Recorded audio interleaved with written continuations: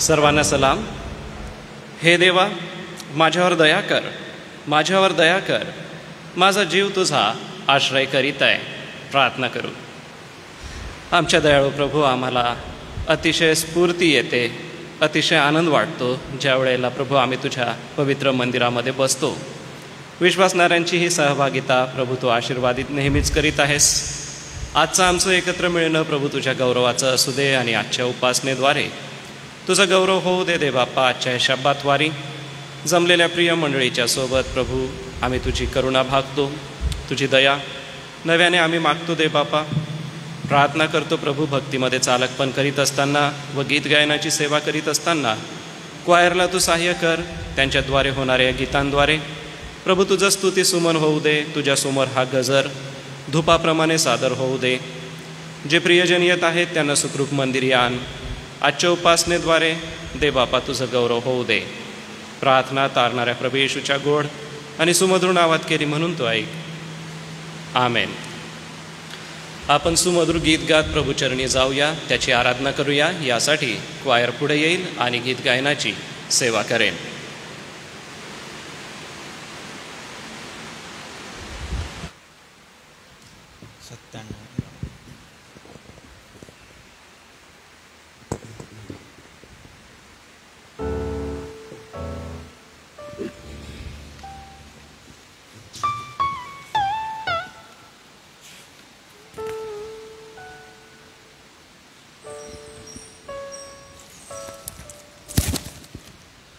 सर्वांना प्रभू येशूच्या नावात सलाम. आजच्या पवित्र वारी आपण पुन्हा एकदा या पवित्र मंदिरात आपल्या जिवंत तारणाऱ्या प्रभू येशूची स्तुती आराधना करणार आहोत आणि म्हणून आमच्यासोबत काही स्तुतीपर गीतं आपण गाण्याचा प्रयत्न करा. जरी आपल्याकडे लिखित स्वरूपात ते नाहीत, परंतु सर्वांच्या परिचयाची अशी गीतं आम्ही या ठिकाणी गाणार आहोत. सर्वप्रथम आपण प्रभूला आळवूया, त्याची स्तुती आराधना करू. सारी सृष्टि के मालिक तुम ही हो, सारी सृष्टि के रक्षक तुम ही हो. करते हैं तुझको सादर प्रणाम, गाते हैं तेरे ही गुणगान. सुंदर गीत आपण सर्व मिळून गाऊया.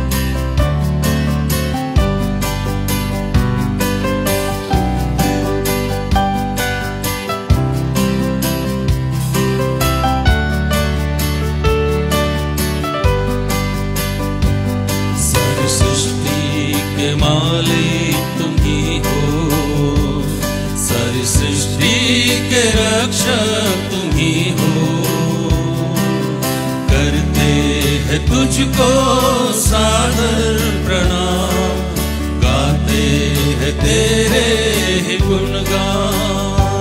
सारी सृष्टि के मालिक तुम ही हो, सारी सृष्टि के रक्षक तुम ही हो. करते हैं तुझको सादर प्रणाम, गाते हैं तेरे ही गुणगान. आहा हा हालेलुया, आहा हा हालेलुया, आहा हा हालेलुया, आहा हा हालेलुया, आहा हा हालेलुया, आहा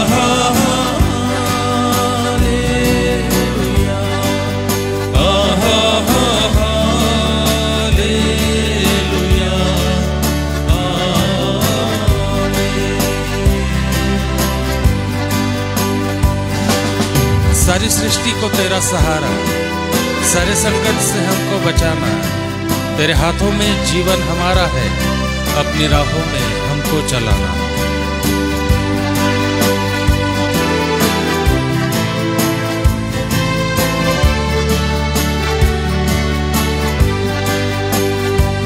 सारी सृष्टि को तेरा सहारा, सारे संकट से हमको बचाना। तेरे हाथों में जीवन हमारा है, अपनी राहों में हमको चलाना। सारी सृष्टि को तेरा सहारा, सारे संकट से हमको बचाना। तेरे हाथों में जीवन हमारा है, अपनी राहों में हमको चलाना। आहा हा हालेलुया, आहा हा हालेलुया, आहा हा हालेलुया, आहा हा हालेलुया, आहा हा हालेलुया, आहा हा हालेलुया, आहा हा हालेलुया, आमीन।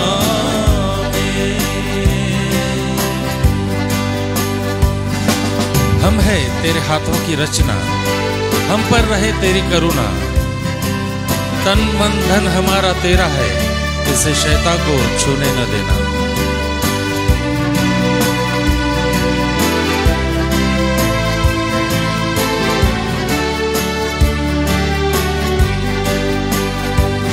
हम है तेरे हाथों की रचना, हम पर रहे तेरी करुणा। तन मन धन हमारा तेरा है, इसे शैतान को छूने न देना। हम है तेरे हाथों की रचना, हम पर रहे तेरी करुणा। तन मन धन हमारा तेरा है, इसे शैतान को छूने न देना। आहा हा हालेलुया, आहा हा हालेलुया, आहा हा हालेलुया, आहा हा हालेलुया, आहा हा हालेलुया, आहा हा हालेलुया, आहा हा हालेलुया, आमीन।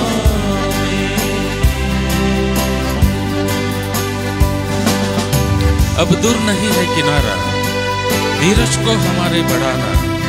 जीवन की हमारी इस नैया को भवसागर में खोने न देना।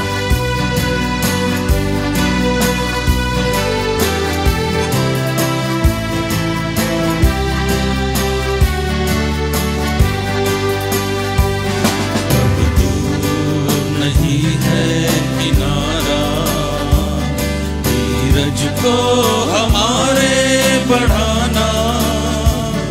जीवन की हमारी इस नैया को भवसागर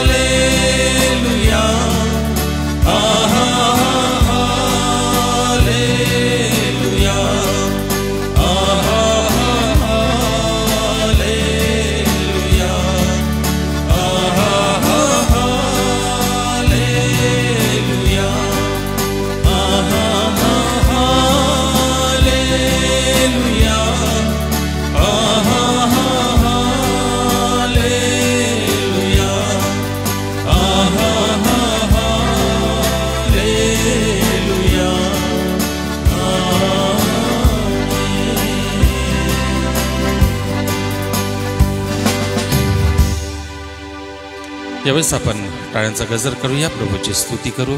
रक्तम जयम, यीशु मेरा चरवाहा है, यीशु मेरा आनंद है, जीवन की रोटी यीशु ही है.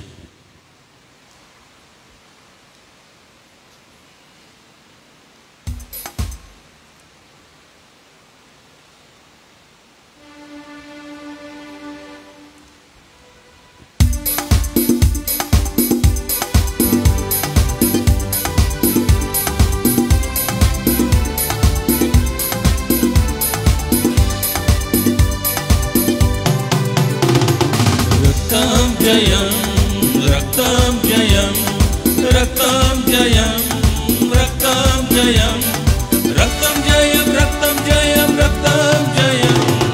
यीशु मेरा चरवाहा है, यीशु मेरा चरवाहा है, यीशु मेरा चरवाहा है. बोलो है ना.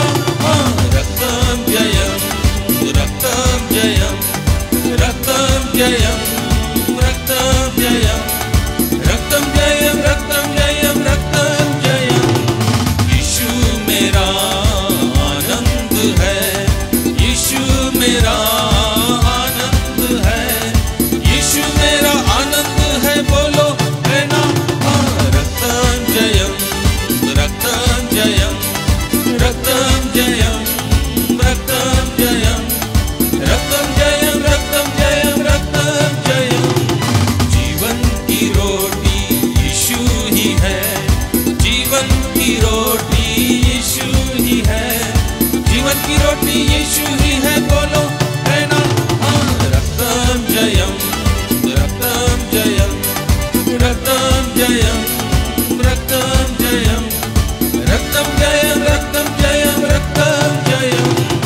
जीवन का जल यीशु ही है, जीवन का जल यीशु ही है, जीवन का जल यीशु ही है. बोलो है ना.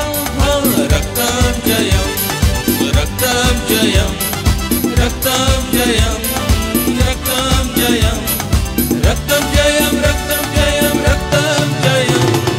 आएगा लेने मुझको मसीह, आएगा लेने मुझको मसीह, आएगा लेने मुझको मसीह. बोलो है ना. रक्तम जयम, रक्तम जयम, रक्तम जयम, रक्तम जयम, रक्तम जयम, रक्तम जयम, रक्तम जयम. विजय संगीत या पुस्तकातून गीत नंबर 117 यावेळेस आपण काढूया. प्रभू येशूची मोठी प्रीती जनी वर्णिता मी ऐकिले. 117 गीत नंबर.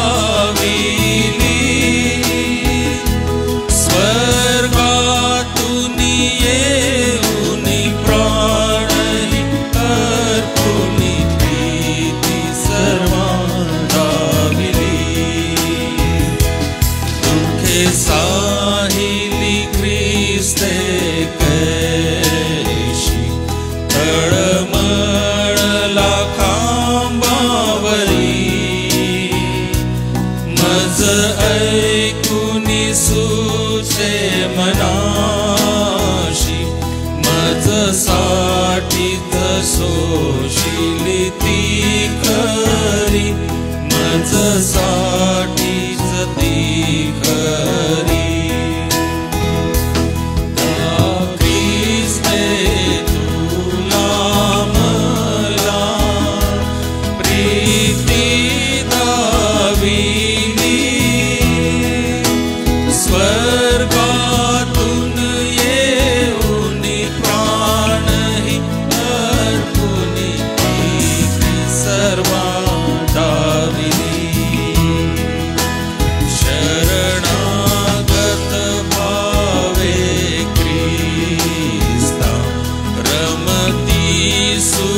सागरी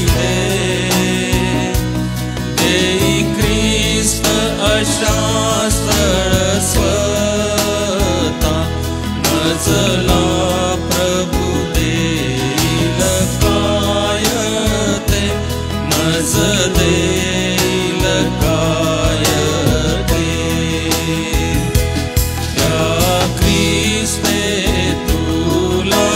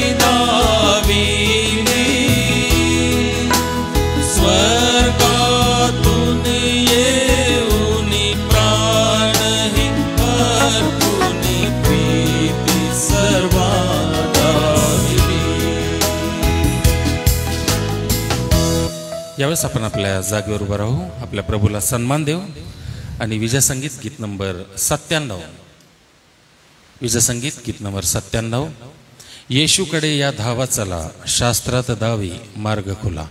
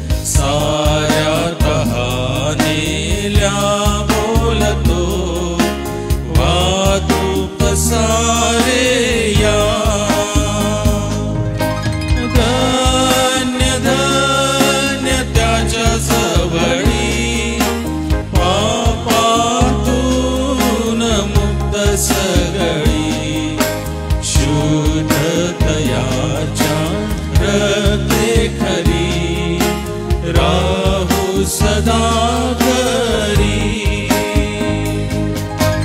खांबावरी होता टांगला नेल्या दुनिया जो उठला राजा म्हणे आता आपुला या सर्व पापिया धन्य धन्य त्याच्या जवळी पापातून मुक्त सगळी शुद्ध तयाच्या रते खरी राहू सदा घरी. आपण बसूया.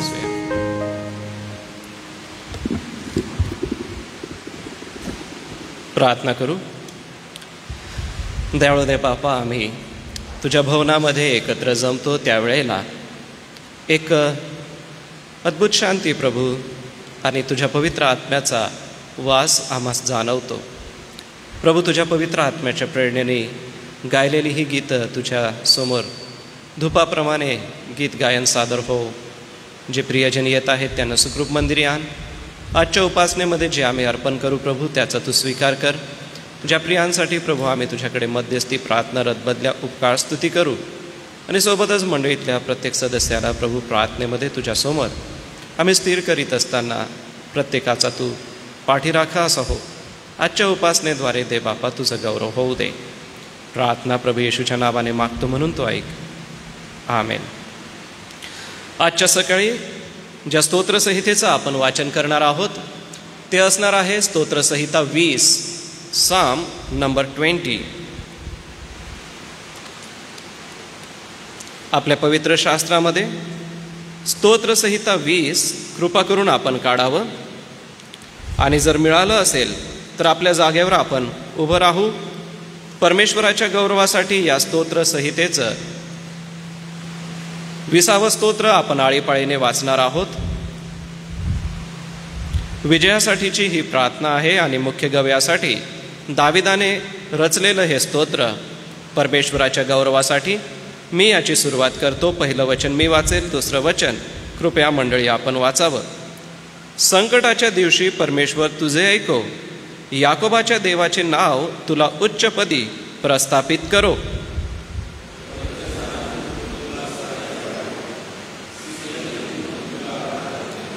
तो तुझ्या सर्व अन्नार्पणाचे स्मरण ठेवो, तुझे होमार्पण त्याला मान्य होवो.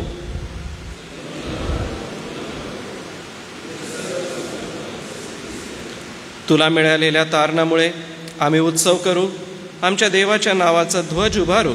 तुझ्या सर्व मागण्या परमेश्वर पूर्ण करो.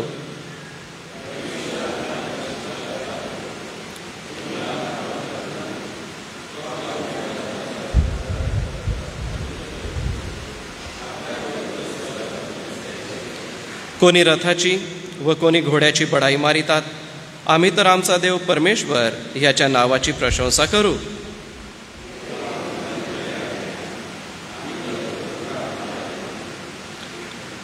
नववचन एकत्र वाचू. हे परमेश्वरा तारण कर, आम्ही धावा करीतो तेव्हा राजाने आमचे ऐकावे. उभे असतानाच आपला विश्वास जाहीर करूया व प्रेषितांचा मथांगीकार एका सुरात आपण म्हणूया. सर्व समर्थ देव जो पिता, आकाश व पृथ्वी यांचा उत्पन्न करता, त्याचवर मी विश्वास ठेवितो आणि त्याचा एकुलता एक पुत्र येशू ख्रिस्त आमचा प्रभू, जो पवित्र आत्म्याच्या योगाने गर्भरूप झाला, कुमारी मरियाच्या उदरी जन्मास आला, पंतही पिलाताच्या वेळेस ज्याने दुःख भोगिले, ज्याला वधस्तंभावर खिळले, जो मरण पावला व ज्याला पुरले, जो मृतलोकात उतरला व तिसऱ्या दिवशी मेलेल्यामधून पुन्हा उठला, स्वर्गात चढला आणि सर्वसमर्थ देव जो पिता याच्या उजवीकडे बसला आहे, तेथून जिवंतांचा व मेलेल्यांचा न्याय करावयास जो येणार आहे, त्याचवर मी विश्वास ठेवितो. पवित्र आत्मा, पवित्र सार्वत्रिक मंडळी, पवित्र जनांचा सहभागीपणा, पापांची क्षमा, देहाचे पुनरुत्थान आणि सार्वकालिक जीवन याविषयी मी विश्वास धरितो. आमेन. धन्यवाद. बसूया आपण. प्रियजन हो, आम्ही नित्य प्रभूचरणी प्रार्थना करीत आहोत, मध्यस्थी करीत आहोत, परमेश्वराकडे सहाय्य मागत आहोत आणि SAMच्या या संपूर्ण सेवा कार्याला प्रभू परमेश्वराच्या हातामध्ये सोपवत असताना प्रभूने आम्हाला येथवर चालवलं. येथून पुढे देखील त्याचा अनुग्रह आम्हा सोबत राहो. मान्य अध्यक्षा, मान्य कार्यकारी संचालक, संस्थेचे विश्वस्त, सोबतच आपल्या सर्व प्रिय मंडळांमधून होणारं सेवा कार्य, मंडळांचे अध्यक्ष, पाळक वर्ग, त्यांचं सेवा कार्य, प्रियजन हो देवबाप हे सर्व आशीर्वादित करो. मागील सप्ताहामध्ये प्रभू देवबापाने विविध आशीर्वादाने आम्हाला भरलं, त्यासाठी प्रभूला धन्यवाद देऊया. आजच्या या सकाळी मध्यस्थीच्या प्रार्थनेमध्ये आठवण करीत असताना आपण डॉक्टर संदेश वसावे यांची आठवण करूया. एम्स INI म्हणजे इन्स्टिट्यूट ऑफ नॅशनल इम्पॉर्टन्स याची CETची परीक्षा असते, मेडिकल पोस्ट ग्रॅज्युएशन एक्झामिनेशन. त्याच्यामध्ये डॉक्टर संदेश यांना देवबापाने यश दिलं. देवबाप त्यांची सेवा आशीर्वादित करो, पुढील अध्ययन आशीर्वादित करो. आपण त्यांची आठवण करूया. सोबतच गीता टीचर यांच्या आईच्या पायाचं ऑपरेशन देवबापाने आशीर्वादित केलं, त्यासाठी उपकार स्तुतीची प्रार्थना करूया. शोभा करमरकर आहेत, प्रभू त्यांना आरोग्य देव. सोबतच रेव्हरेंड जी जयकर पाळक साहेब आहेत, श्री PD लवणे आहेत, सुरेश ठाकूर आहेत, समशून वसावे आहेत. आपण या सर्व प्रियजनांच्या आरोग्यासाठी प्रार्थना करूया. सोबतच मागील सप्ताहामध्ये मीनाक्षी सहाने यांना प्रभूने आरोग्य दिलं. मागील सप्ताहात जो विवाहविधी झाला, नवरी मुलगी जी होती त्यांच्या आईला अचानक तब्येत बिघडल्यामुळे फारच अडचण आली, परंतु प्रभूने त्यांना आरोग्य दिलं. त्याबद्दल त्यांनी 2 शब्दाची साक्ष लिहून पाठवली, ती मी वाचतो आणि मग आपण प्रार्थना करू. मी मीनाक्षी श्रील सहाने परमेश्वराचा धन्यवाद करते की मागील 10 दिवसांपूर्वी मला ब्रेन स्ट्रोकचा झटका आला. मला तात्काळ हॉस्पिटलमध्ये ॲडमिट करण्यात आलं. माझ्या विविध चाचण्या केल्या गेल्या. माझी ऑक्सिजन लेवल कमी होत होती. माझी तब्येत खूपच खालावली होती. मंडळीने माझ्यासाठी प्रार्थना केल्या. मला सुरतला हलवण्यात आलं आणि पुन्हा सर्व रिपोर्ट्स घेतले गेले. परमेश्वर कृपेने मला त्या ठिकाणी आरोग्य मिळालं. याचा सर्व गौरव आणि सर्व महिमा मी परमेश्वराला देते. मला प्रार्थनेमध्ये आपण सहाय्य करावं यासाठी आभार. परमेश्वराने मला मृत्यूच्या दारातून बाहेर आणलं, म्हणून मी देवाची उपकार स्तुती करते. या बहिणीच्या साक्षीच्याद्वारे आम्हालाही देवबाप प्रोत्साहन देव. या प्रार्थना करू. हे सर्व समर्थ परमेश्वर पित्या, आम्ही तुला धन्यवाद देतो. तुझ्या नावाला आम्ही उंचवितो, कारण की प्रभू या भूतलावरती तुझं नाव स्तवनीय आहे. प्रत्येक गुडघा तुझ्या नावाने या भूतलावर टेकला जाईल व प्रत्येक जीवा हे कबूल करेल की प्रभू येशू ख्रिस्त हा प्रभू आहे. देवबापा, आम्ही पवित्र शास्त्र वाचतो. या पवित्र शास्त्रातल्या पवित्र वचनांच्याद्वारे तू आमच्या मनाची पकड घेत असतोस आणि ज्या वेळेला आम्ही निराश असतो त्यावेळेला प्रभू तुझं वचन आमचं सांत्वन आणि समाधान करतं व ज्या वेळेला आम्ही आनंदी आहोत त्या वेळेला प्रभू तुझी ही स्तोत्र गाऊन आम्ही तुझ्यासमोर स्तुतीचा गजर करत असतो.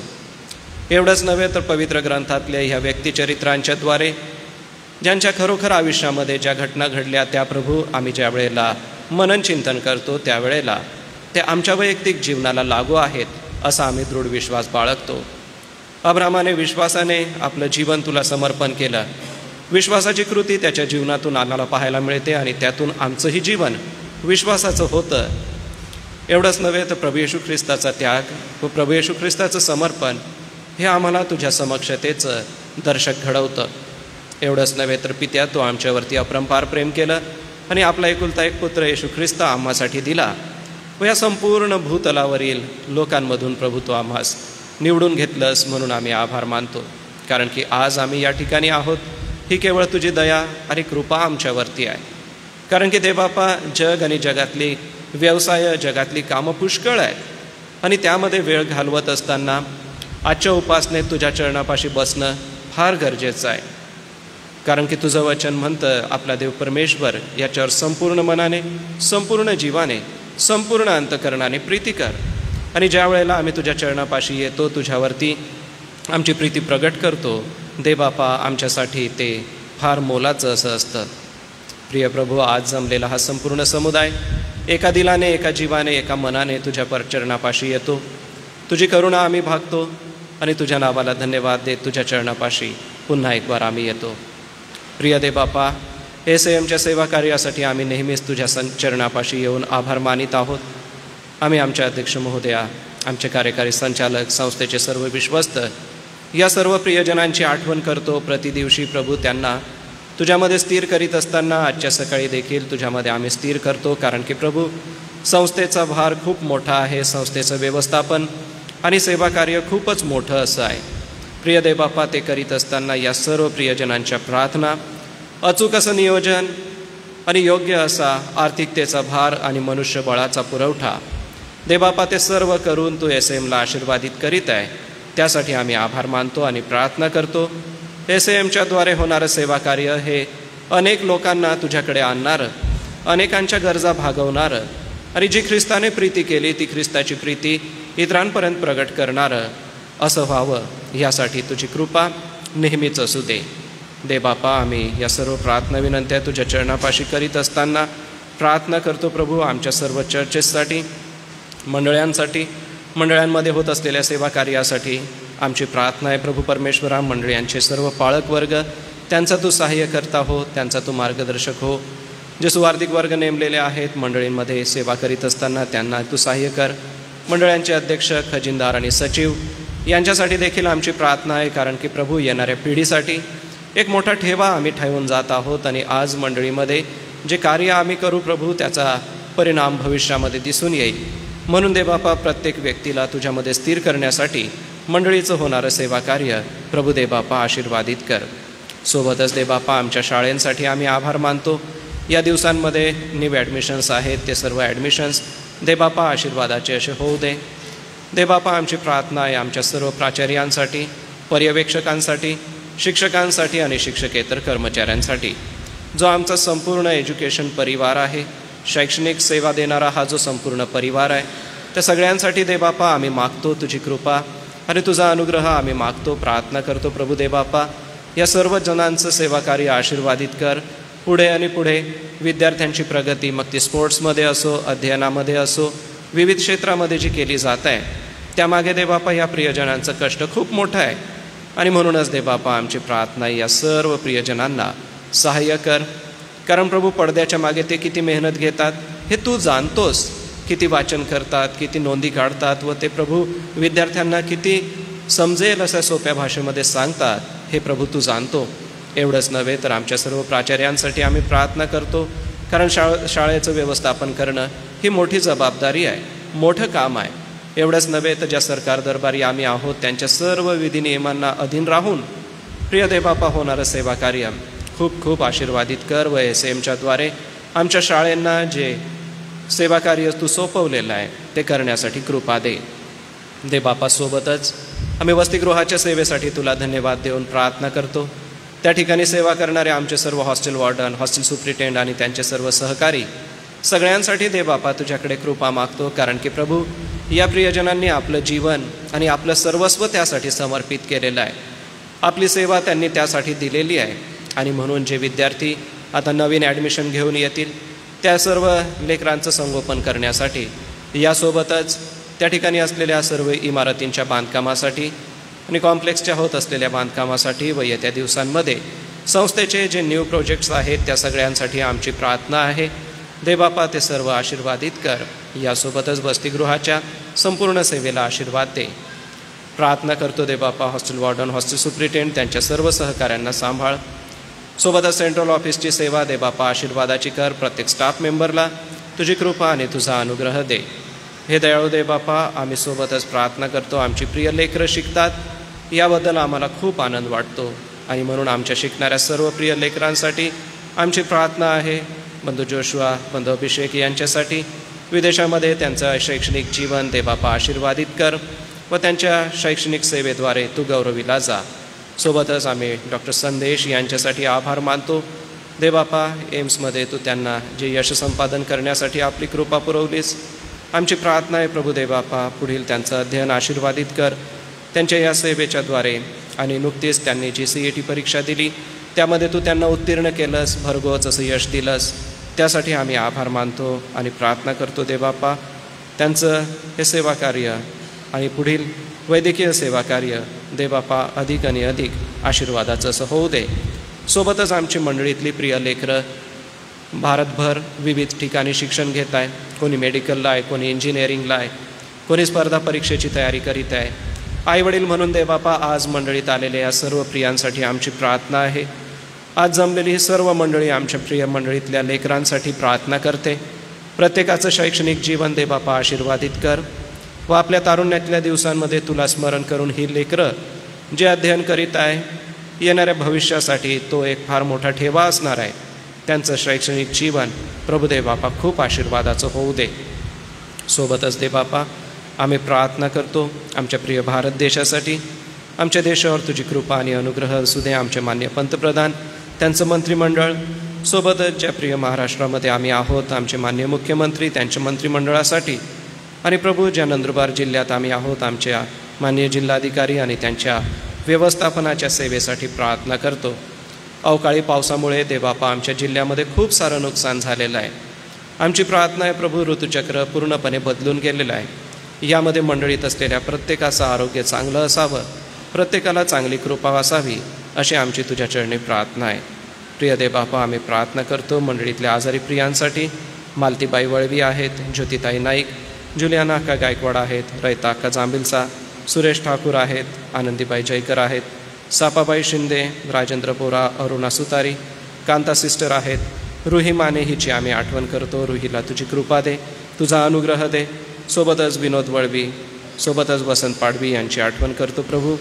यशस्वी सिरसाट सरांची आम्ही आठवण करतो, कारण की प्रभू देवबापा जे गौरवी सेवा कार्य त्यांनी शाळेप्रती केलेलं आहे हे आम्हास ठाऊक आहे. देवबापा चर्चेसाठीची त्यांची सेवा तू स्मरण करून त्यांना आरोग्य द्यावंस, त्यांच्या प्रकृतीमध्ये चांगला बदल घडवावा असं होऊ दे. सुभाष वळवी आहेत, जयरसिंग बसावे, सुवार्ताबाई मसीदास आहेत, कामिनाबाई गायकवाड आहे. देवबापा या प्रियजनांना तुझं आरोग्य लाभू दे. सोबतच देवबापा आम्ही प्रार्थना करतो आजच्या या सकाळी गीता टीचरच्या आईंना जे आरोग्य देवबापा तू दिलं, ऑपरेशन व्यवस्थित झालं यासाठी एक उपकार स्तुतीची प्रार्थना आम्ही मंडळी करत आहोत. सोबतच देवबापा आम्ही शोभा करमरकर यांना आरोग्य मिळावं अशी विनंती करतो. रेव्हरंडजी जयकर पाळकसाहेब आहेत, श्री पी डी लवणे आहेत, सुरेश ठाकूर आहेत. देवबापा या प्रियांना तुझं आरोग्य दे. समशून बसावे आहेत प्रभू, तू त्यांना आरोग्य द्यावंस, लवकर बरं वाटू द्यावं आणि आपल्या दैनंदिन सर्व कामामध्ये तू त्यांना शक्ती द्यावीस अशी विनंती तुझ्या चरणापाशी आम्ही करतो. सोबतच चांदेकर सिस्टरांची आम्ही आठवण करतो, लवणे आंटींची आम्ही आठवण करतो. प्रभू देवबापा या प्रियांना चांगलं आरोग्य दे. बंधू शंभूएल ठाकरे यांची आम्ही आठवण करतो. प्रभू देवबापा त्यांनाही तुझी कृपा आणि आरोग्य पुरीव. आम्ही मीनाक्षी सहाने यांच्या दिलेल्या साक्षमय जीवनासाठी आभार मानतो व जो चमत्कार अद्भुत रीतीने तू त्यांच्या जीवनामध्ये घडवला त्यासाठी आम्ही आभार मानतो. देवबापाने जे चांगलं आरोग्य त्यांना दिलं, देवबापा आम्ही तुला धन्यवाद देतो. प्रार्थना करतो देवबापा तू त्यांना चांगलं आरोग्य दे, पुढील उपचार देखील आशीर्वादित असे कर. आमच्या मंडळीतल्या या वृद्ध प्रियांची आठवण करीत असताना आम्ही Nalinibai Moses, Anandibai Pravar, Suprabhabai Nathani, Reverend D M Patil पाळकसाहेब, सोबतच आम्ही सुशी अक्कांची आठवण करतो. पद्माबाई साळवे आहेत, ममताबाई डलगे, दुर्गाबाई वळवी आणि कौशल्याबाई सोनेरी ह्या प्रियांची आम्ही आठवण करतो देवबापा. यासोबतच आमच्या मंडळीमध्ये ज्या वडील प्रियजन आहेत अशांची आठवण करतो देवबापा. आमची प्रार्थना आहे मंडळीमध्ये असलेले हे वृद्ध प्रियजन, जसं तुझं वचन म्हणतं की पिकलेले केस हा शोभेचा मुकुट आहे, म्हणून देवबापा मंडळीत असलेले हे वृद्ध प्रियजन मंडळीच्या या सेवामध्ये ज्या प्रार्थना त्यांच्या मंडळीप्रती आहे त्या देवबापा आशीर्वादित कर आणि त्याद्वारे तुझं गौरव होऊ दे. यासोबतच देवबापा आम्ही 4 आणि 5 जून या तारखेला होणाऱ्या मोठ्या अधिवेशनासाठी प्रार्थना करतो. ते अधिवेशन आशीर्वादित व्हावं व महाराष्ट्राला हा मान दिला महाराष्ट्रामध्ये होण्याचा यासाठी आम्ही माननीय दिलीप नाईक साहेबांसाठी, त्यांच्या सेवा कार्यासाठी व त्यांच्यासोबत असलेल्या त्यांच्या सहकाऱ्यांसाठी प्रार्थना करतो. त्यांचं होणारं हे सेवा कार्याचं मोठं कार्य प्रभू आशीर्वादाचं कर आणि त्यासाठी लागणारं नियोजन, लागणारा आर्थिक पुरवठा, लागणारा मनुष्यबळाचा पुरवठा आपल्या स्वर्गीय भांडारातून तू करावास यासाठी तुझी कृपा असू दे, तुझा अनुग्रह असू दे व होणारं अधिवेशन अनेक मंडळांच्या आत्मिक वाढीसाठी उपयोगाचं असं असावं व अनेक सेवकांना सेवा कार्यामध्ये पुढे घेऊन जाणारं असं असावं, यासाठी होणारं अधिवेशन आशीर्वादित कर पित्या. सोबतच देवबापा, ज्या प्रियांनी तुझ्या चरणी विनंती केली आहे त्या सगळ्यांना आम्ही तुझ्या चरणापाशी ठेवतो. येणाऱ्या पवित्र वचनासाठी आम्ही आठवण करतो. आज आम्ही जे पवित्र वचन ऐकू ते वचन ऐकून त्यानुसार जीवन जगण्यासाठी तुझी कृपा आम्हाला पुरेव व वचनाचा जो मौल्यवान गाभा आहे तो आमच्या मनामध्ये कोरलेला राहू दे आणि ऐकलेल्या वचनानुसार जीवन जगण्यास तू आमचा सहाय्य करता हो. पुन्हा एक वार देवबापा, आम्ही महिला मंडळ, तरुण संघ, संडे स्कूल या घटकांसाठी धन्यवाद देतो. जरी आता सुट्टीचे वेळ घालवत असलो तरी देवबापा, नवीन शक्तीने, नवीन जोमाने जसं शैक्षणिक वर्ष सुरू होतं तसं शैक्षणिक हे सेवा कार्य सुरू करत असताना आमचं महिला मंडळ, आमचं तरुण संघ, आमच्या संडे स्कूलला तू शक्ती दे, बळ दे. शिक्षकांना आणि सर्व विद्यार्थ्यांना, सभासदांना, अध्यक्षांना देवबापा तुझी कृपा दे. होणारं हे कार्य तुझ्या गौरवाचं असू दे.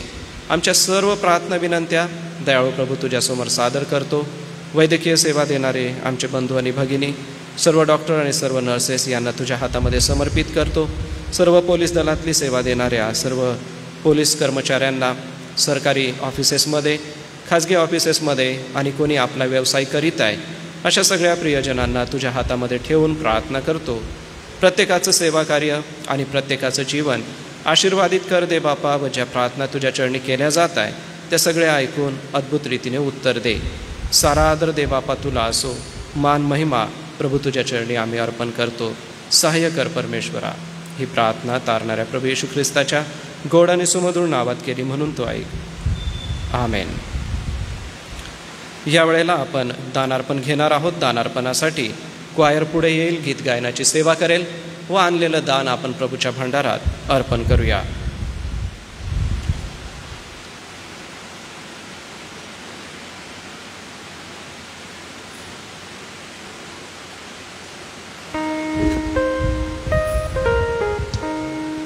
विजय संगीत गीत नंबर 147 यावेळेस आपण काढूया. अर्पितो प्रभूला सर्वच काही, त्वरेने माझ्या मनी तू राही.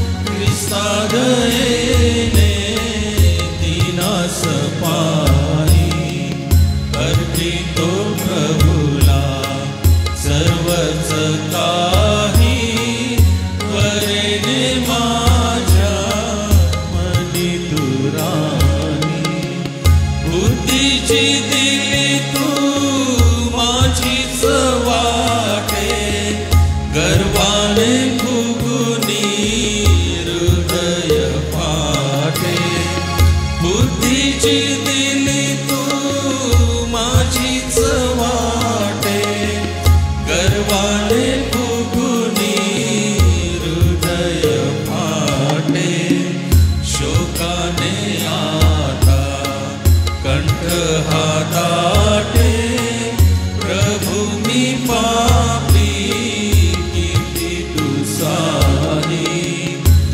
अर्पितो प्रभुला सर्वच काही त्वरेने माझ्या मनी तू राही. शेवटचा खेळ तनु हिची चवी तुझ्याची पायी मन हे लावी तुझ्याची पायी. तनु हिची चवी तुझ्याची पायी मन हे लावी तुझ्याची पायी. धन हे खर्ची तुझ्याची कारी सर्वस्व माझे तुलाच वाही. अर्पितो प्रभुला सर्वच काही त्वरेने माझ्या मनी तू राही. अर्पितो प्रभुला.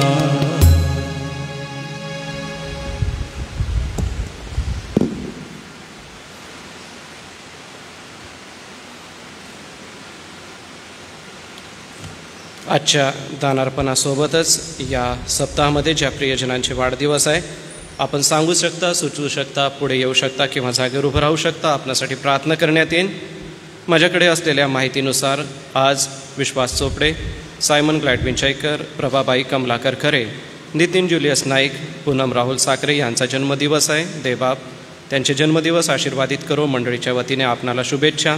सोमवारी नम्रता भास्कर पाटील, रंजना किरण वळवी, मंगळवारी शैलेश शोंवेल जांबिलसा, अनमोल योसेफ वळवी, ट्रेझा विल्सन एलिस, विनोद प्रभाकर पाडवी, बुधवारी स्नेहलता अक्का प्रेमदास कालू, फिलास शिंदे, याकोब जमीर, सुजाता पोऱ्याड, गुरुवारी विशाल सोनवणे, शुक्रवारी मनीषा जाधव आणि शनिवारी रेव्हरंड जयेश पठारे, सदानंद बिका वळवी, राहुल कदम शहादा या प्रियजनांचे वाढदिवस आहे. आर्शिया कनया माने यांच्याकडून त्यांचाही 1 तारखेला वाढदिवस आहे. त्यांच्यासाठी आपण प्रार्थना करूया. सोबतच सुभाष बथवेल वळवी डोळ्यांचं ऑपरेशन झालं, त्यासाठी त्यांनी उपकार स्तुतीचं दान दिलेलं आहे, ते प्रभूच्या भांडारात अर्पण करतो. डॉक्टर राजेश वसावे यांच्याकडून उपकार स्तुतीचं दान आहे. साहिल निलेश मार्गे यांच्याकडून दशमांश आहे. विनिता अमर वळवी यांच्याकडून उपकार स्तुती आहे आणि सुषमा सुरेश डोंगरे यांच्याकडून उपकार स्तुतीचं आंब्यांचं उपकार स्तुती आहे. आंबे जे होते त्यांच्याबद्दलचं उपकार स्तुतीचं हे दान आहे, ते मी प्रभूच्या भांडारामध्ये अर्पण करतो. सोबतच MS वळवी आणि नरेंद्र देठे जळगाव यांच्याकडून उपकार स्तुतीचं दान आहे, दशमांश आहे, तो प्रभूच्या भांडारात अर्पण करतो.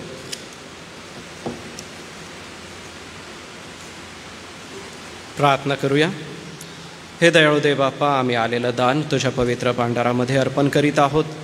या दानाच्या सोबतच आम्ही आमचं जीवन, आमचं मन, आमचं अंतःकरण तुला अर्पण करतो. कारण देव बाप्पा, तुझ्या गौरवी सेवा कार्यासाठी तू प्रत्येकाला निवडतोस व प्रत्येकाकडून आपल्या नावाचा महिमा वाढवतोस. प्रभू, हे करण्यासाठी मंडळीमध्ये आर्थिकतेची ही सेवा, प्रभू तुझ्या गौरवी सेवा कार्यासाठी, सुवार्ता प्रचारासाठी या दानाचा तू उपयोग करून घे.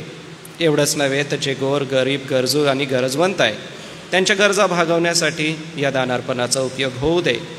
प्रभू, तुझ्या भांडारामध्ये आम्ही अर्पण करावं हे तुझं पवित्र वचन आम्हाला शिकवतं. जुन्या करारातही आम्ही ते पाहतो आणि नवीन करारातही आम्ही ते पाहतो.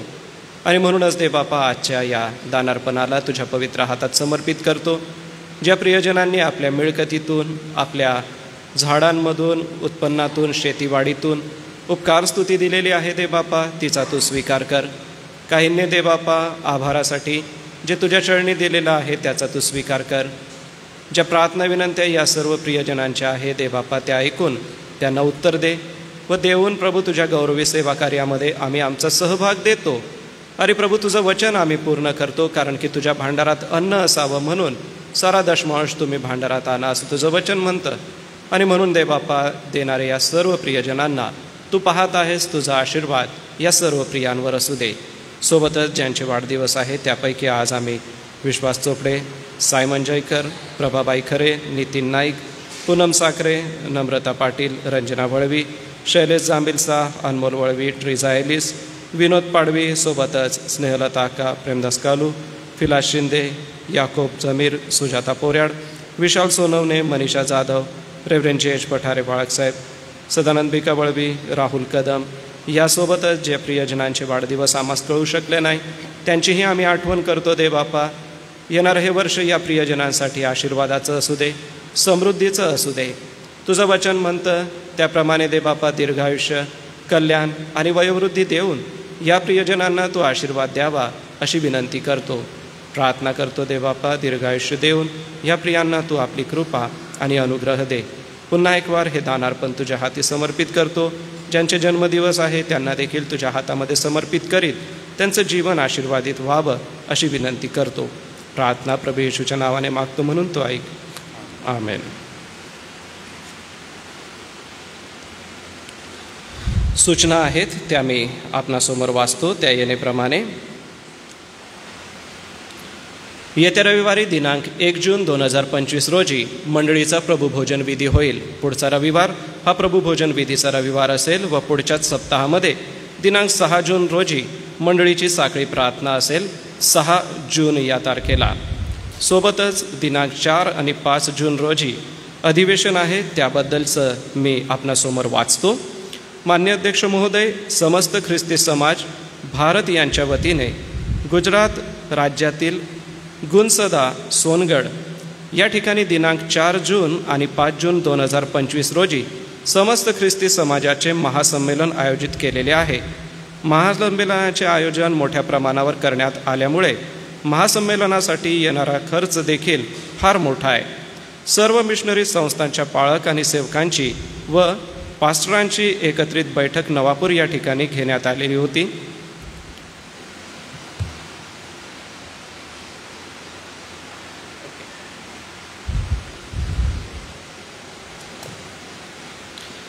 नवापूर या ठिकाणी घेण्यात आलेली होती. जिल्ह्यातील प्रत्येक तालुक्यात देखील बैठका घेण्यात आलेल्या होत्या. या बैठकांमध्ये सर्व मिशनरी संस्थांचे प्रमुख देखील उपस्थित होते. महाराष्ट्र आणि गुजरात राज्यामधील सर्व मंडळांमधून किमान रुपये 2000 आणि मंडळीच्या आर्थिक परिस्थितीनुसार जास्तीत जास्त रक्कम देणगीच्या स्वरूपाने प्रत्येक मंडळीने द्यावी असा ठराव करण्यात आलेला आहे.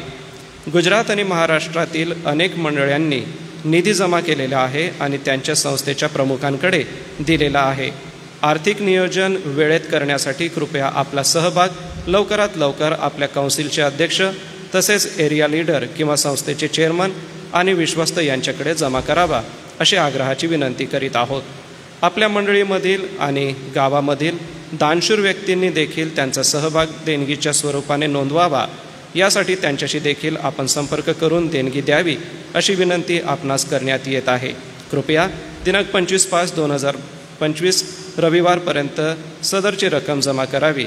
आपले विश्वासू संयोजक महासंमेलन समस्त ख्रिस्ती समाज भारतकरिता दिलीप नाईक, नंदुरबार. कार्यक्रमाची पत्रिका आपल्या व्हॉट्सॲप ग्रुपवर पाठवण्यात येत आहे. कृपया आपण देखील सदरची पत्रिका आपल्या संपर्कातील ख्रिस्ती बांधवांना आणि लोकांना पाठवावा ही विनंती. या सूचनेकडे आपण लक्ष द्यावं व चर्च सुटल्यानंतर मान्य दिलीप नाईक साहेब सोबत आपण बोलू शकता. या संदर्भात आपणाला ते अधिक मार्गदर्शन करतील. सोबतच प्रियांनो, मी महत्त्वपूर्ण सूचना देऊ इच्छितो. दिनांक 28 मे या दिवशी मंडळीची वार्षिक सभा होणार आहे. दिनांक 28 मे सकाळी 10 वाजता, सकाळी 10 वाजेचा वेळ असणार आहे. तर 28 मे वार्षिक सभा मंडळीची होईल. तर कृपा करून 9 वाजता, सकाळी 9 वाजता कृपा करून आपण नोंद करून घ्या, लिहून घ्या. दिनांक 28 मे वेळ सकाळी 9 वाजता आपल्या मंडळीची वार्षिक सभा होईल. ही महत्त्वपूर्ण सूचना आपणा सगळ्यांना आहे. प्रियांनो, आता आपण देवाचं पवित्र वचन ऐकूया. त्यासाठी आपण आपलं पवित्र शास्त्र काढू.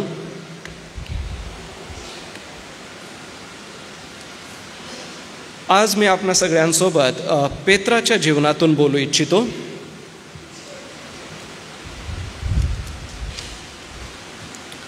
आपणा सगळ्यांनाच ठाऊक आहे की पेत्राचं जीवन कसं होतं.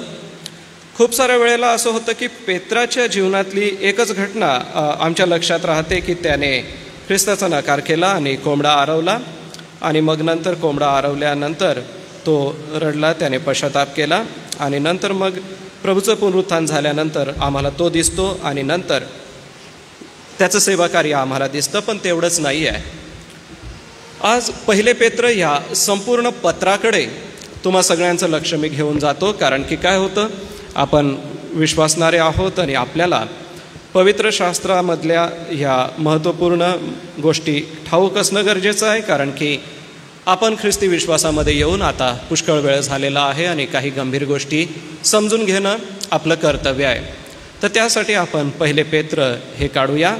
पहिल्या अध्यायाची पहिली 2 वचनं मी आपणासमोर वाचतो.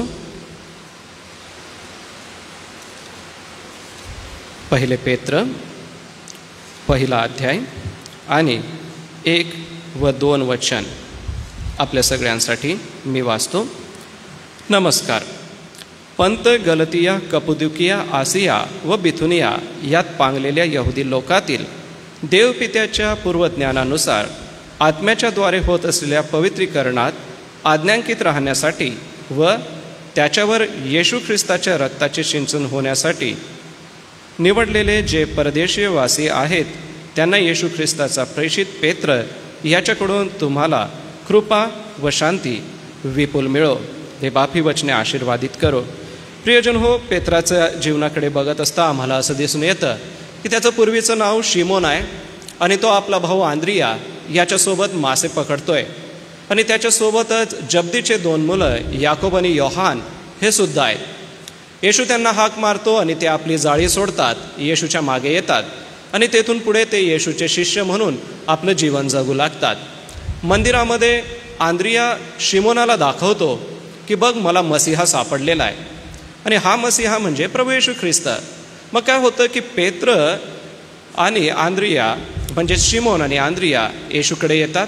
तेथून पुढे ते शिष्य म्हणून आपलं जीवन जगायला लागतात. येशूसोबत 3-3.5 वर्ष त्यांचं सेवाकार्य चालतं. काना गावामध्ये ज्या वेळेला पाण्याचा द्राक्षरस केला गेला त्यावेळेला हे शिष्य त्या ठिकाणी आहेत. एवढंच नव्हे तर जे विविध चमत्कार येशू ख्रिस्ताने केले त्या सर्व चमत्कारांमध्ये ह्या आहेत.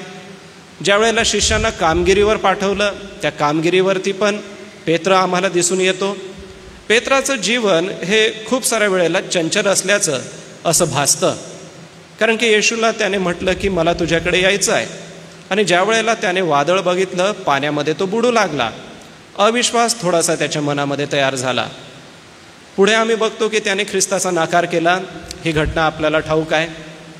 ख्रिस्ताचा नकार केल्यानंतर त्याने पश्चाताप केला. तो पुन्हा प्रभूकडे वळला. प्रेषितांच्या कृत्यामध्ये त्याने फार मोठं भाषण केलं.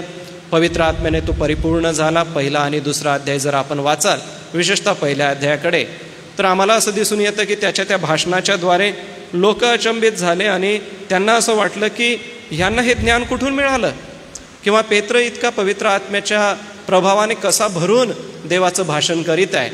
आणि त्याचं जे भाषण होतं ते लोकांनी ऐकलं आणि कितीतरी लोकांची त्यांच्यामध्ये भर पडली. विश्वासणाऱ्यांची संख्या त्यांच्यामध्ये वाढत गेली. पुढे पेत्र मंडळीची सेवा करू लागला आणि येशूने जसं त्याला म्हटलं की तू पेत्र आहेस आणि या खडकावर मी आपली मंडळी रचीन. त्याचं पूर्वीचं नाव होतं शिमोन, पण येशूने त्याचं नाव बदललं आणि त्याचं नाव झालं पेत्र. पेत्र म्हणजे खडक. आणि या खडकावरती परमेश्वराने आपली मंडळी रचली. मग आज मी पेत्राच्या जीवनातून आपणाला हे सांगू इच्छितो की पेत्र जसा ख्रिस्ती व्यक्ती म्हणून चांगलं जीवन जगला तसं प्रत्येक ख्रिस्ती व्यक्तीने ख्रिस्ती जीवन जगलं पाहिजे. होतं असं की आपला जन्म ख्रिस्ती कुटुंबात झालेला आहे म्हणून आपण ख्रिस्ती आहोत, किंवा आपल्याला प्रभू येशू ख्रिस्ताला वैयक्तिक रीतीचा अनुभव आलेला आहे म्हणून आपण ख्रिस्ती आहोत. तर ख्रिस्ती होणं हे मनाचा बदल आहे. ख्रिस्ती होणं यासाठी आम्हाला शारीरिक बदल काय होत नाही. ख्रिस्ती झाल्यानंतर आमच्या शरीरात कसल्याही प्रकारचा बदल येत नाही. बदल येतो तो आमच्या मनामध्ये आणि आमच्या अंतःकरणामध्ये. मग ख्रिस्ती व्यक्तीच्या मनामध्ये जो बदल होतो तो कालांतराने त्याच्या कृतीमध्ये दिसायला लागतो आणि जो कृतीमधला बदल आहे तो दाखवतो की हे ख्रिस्ती आहेत. बघा, ह्या प्रक्रिया समजून घ्या. मनात सर्वप्रथम बदल होतो आणि मनात झालेला बदल आपल्या कृतीमध्ये दिसतो आणि कृतीतला बदल बघून लोक म्हणतात की हा व्यक्ती ख्रिस्ती आहे. कारण माझ्यावरून लोक तुम्हाला ओळखतील की तुम्ही माझे शिष्य आहात. तुमची एकमेकांवर प्रीती असली तर लोक ओळखतील की तुम्ही माझे शिष्य आहात. याचा अर्थ काय की आपल्या मनामध्ये तो ख्रिस्त असला की तो बाहेरही दिसतो. मग ख्रिस्ती व्यक्ती म्हणून काय केलं पाहिजे त्याचं मार्गदर्शन फक्त पहिले पेत्र यामधून मी आपणाला देत आहे. या पत्राचा जो लेखन काळ आहे तो 62 ते 64 याच्या दरम्यान होता. आणि निरो नावाचा एक सम्राट किंवा निरो नावाचा एक राजा रोमचा होऊन गेला. हा निरो जो होता तो फारच क्रूर होता. ख्रिस्ती लोकांचा तो भयंकर छळ करीत असे. आजच्या काळामध्ये थोडंसं जर तुम्ही वाचन जर केलं तर हिटलरने ज्यू लोकांचा किंवा यहुद्यांचा केलेला जो छळ आहे तो वाचून बघा. हिटलरने इतक्या कठीण परिस्थितीमध्ये यहुद्यांचा नाश केला किंवा 3 लाखापेक्षा जास्त यहुदी, 5 लाखापेक्षा जास्त यहुदी त्याने गॅस चेंबरमध्ये किंवा गोळ्या झाडून मारून टाकले. परंतु त्याही प्रकाराचं अतिशय क्रूर कृत्य निरो राजाने केलेलं होतं. त्याला समजलं की हे लोक ख्रिस्ती झालेले आहेत, हे लोक प्रभू येशू ख्रिस्ताचे झालेले आहेत. तर तो काय करीत असे, अशा सगळ्या लोकांवरती डांबर टाकत असे आणि त्यांना जिवंत पेटवून देत असे. आणि जिवंत जळणारे ते लोक ज्या वेळेला इकडं तिकडं पळत असत, निरो बादशाहच्या राजवाड्याच्या जवळ एक बगीचा होता. तो बगीचा खूप मोठा होता आणि त्या बगीच्यामध्ये तो रथामध्ये बसायचा, हातामध्ये व्हायोलिन घ्यायचा आणि जळणारी जी प्रेतं होती त्या जळणाऱ्या प्रेतांमध्ये हा त्याचं रथ चालवायचा आणि लोकांच्या किंचाळ्या ऐकून त्याला खूप आनंद वाटत होता. किती भयंकर लोकांना तो शिक्षा देत होते. आणि ह्या निरो बादशाहच्या काळामध्ये पेत्राने हे पत्र लिहिलेलं आहे. पेत्राने हे जे पत्र लिहिलं ते कोणाला लिहिलं ते बघा. पहिल्या वचनामध्ये त्या ठिकाणी यादीच आहे. कृपा करून पवित्र शास्त्रामध्ये बघा. आणि या यादीकडे बघत असताना आपल्याला लगेचच आठवल की काय देश त्या ठिकाणी आहे. जसं की प्रेषितांची कृत्य 2 अध्यायाकडेही आपण बघू शकता. आता या ठिकाणी पंथ आहेत, गलतिया आहे, कपदुकिया, आसिया, बिथुनिया यात पांगलेले यहुदी लोकातील आणि यहुदी तरातील पण काही लोक होते. आता इथे यहुद्यांचा उल्लेख आहे. परंतु जर तुम्ही प्रेषितांची कृत्यमध्ये जाल तर त्या ठिकाणी पेंटेकॉस्टच्या दिवसासाठी म्हणजे जो 50वा दिवस होता त्यासाठी सगळे लोक जमलेले होते आणि हे तेच लोक होते. मग आपण असं म्हणूया की हे जे लोक आता सध्या जी तुर्की देश आहे या तुर्की देशातले होते. आशिया मायनर ज्याला म्हटलेलं आहे, जिथं या सगळ्या नावांची यादी आपल्याला स्क्रीनवरती पाहायला मिळते. तिथे यहुदी पण आहेत आणि गैर यहुदी पण आहेत, ख्रिस्तीतर आहेत आणि ख्रिस्तीतर पण आहेत. आणि असे लोक त्या भागामध्ये होते आशिया मायनरच्या. परंतु हे लोक सगळ्यात अगोदर यरुशलेमला गेले होते. प्रेषितांच्या कृत्याच्या 2 अध्यायाकडे बघा. हे 34च्या आसपास झालं असावं, इसवी सन 34च्या आसपास. आणि पुढे इसवी सन 62 ते 64 मध्ये पेत्राने त्यांना हे पत्र लिहिलं. म्हणजे बघा मधला काळ किती मोठा गेलेला आहे. ह्या लोकांना प्रभू येशू ख्रिस्त कळला. कुठे कळला? ज्या वेळेला ते पेंटिकॉस्टच्या दिवशी सभेमध्ये गेले होते. पवित्र आत्मा आला व त्या वेगवेगळ्या भाषेमध्ये ते लोक बोलू लागले. त्याचा परिणाम असा झाला की हे लोक आपल्या गावी देवाची सुवार्ता घेऊन गेले आणि ख्रिस्ती जीवन जगायला लागले. बघा इसवी सन 33-34चा काळ आणि इसवी सन 62चा काळ, कमीत कमी मधली 30 वर्ष गेलेली आहे. ह्यामधल्या 30 वर्षामध्ये सुवार्ता ऐकून 30 वर्षापर्यंत हे लोक कसं जीवन जगले असतील. केवळ देवाच्या विश्वासावरतीच हे लोक जीवन जगले. आणि अशा लोकांचा ज्या वेळेला छळ होते त्यावेळेला पेत्राला वाईट वाटलं आणि पेत्राने त्यांना समाधान देण्यासाठी पहिले पेत्र हे पत्र लिहिलं. ही पत्राची मूळ पार्श्वभूमी काय प्रियांनो? बघा कधी कधी असं वाटतं की पवित्र शास्त्रातलं एक वाक्य आणि दुसरं वाक्य हे सहज आपण वाचून जातो, परंतु त्यामध्ये कितीतरी वर्षांचा काळ गेलेला असतो हे आपण विसरता कामा नये. कितीतरी वर्षांचा वेळ मधून निघून गेलेला असतो, तोही आपण बघितला पाहिजे. आणि पहिले पेत्रकडे जर आपण बघाल तर ह्या पुस्तकामध्ये आम्हाला मंडळ्या अडचणीत असल्याचं दिसून येतं. कोणत्या मंडळ्या अडचणी आहेत? गलतियाची आहे, कपदुकीची आहे, आशियाची आहे, बिथुनियाची आहे. ह्या मंडळ्या अडचणीमध्ये आहे आणि त्यांना तो हे पत्र लिहितो. या पत्रामध्ये 5 अध्याय आहेत आणि 105 अशी वचनं आहेत. आणि ह्या सर्व वचनांमध्ये मंडळी कशी वाढते तर मंडळीचा छळ वाढल्यामुळे झाला. छळाची काही 4 महत्त्वाची कारणं आहेत. लोक वाढत होते म्हणून छळ होत होता.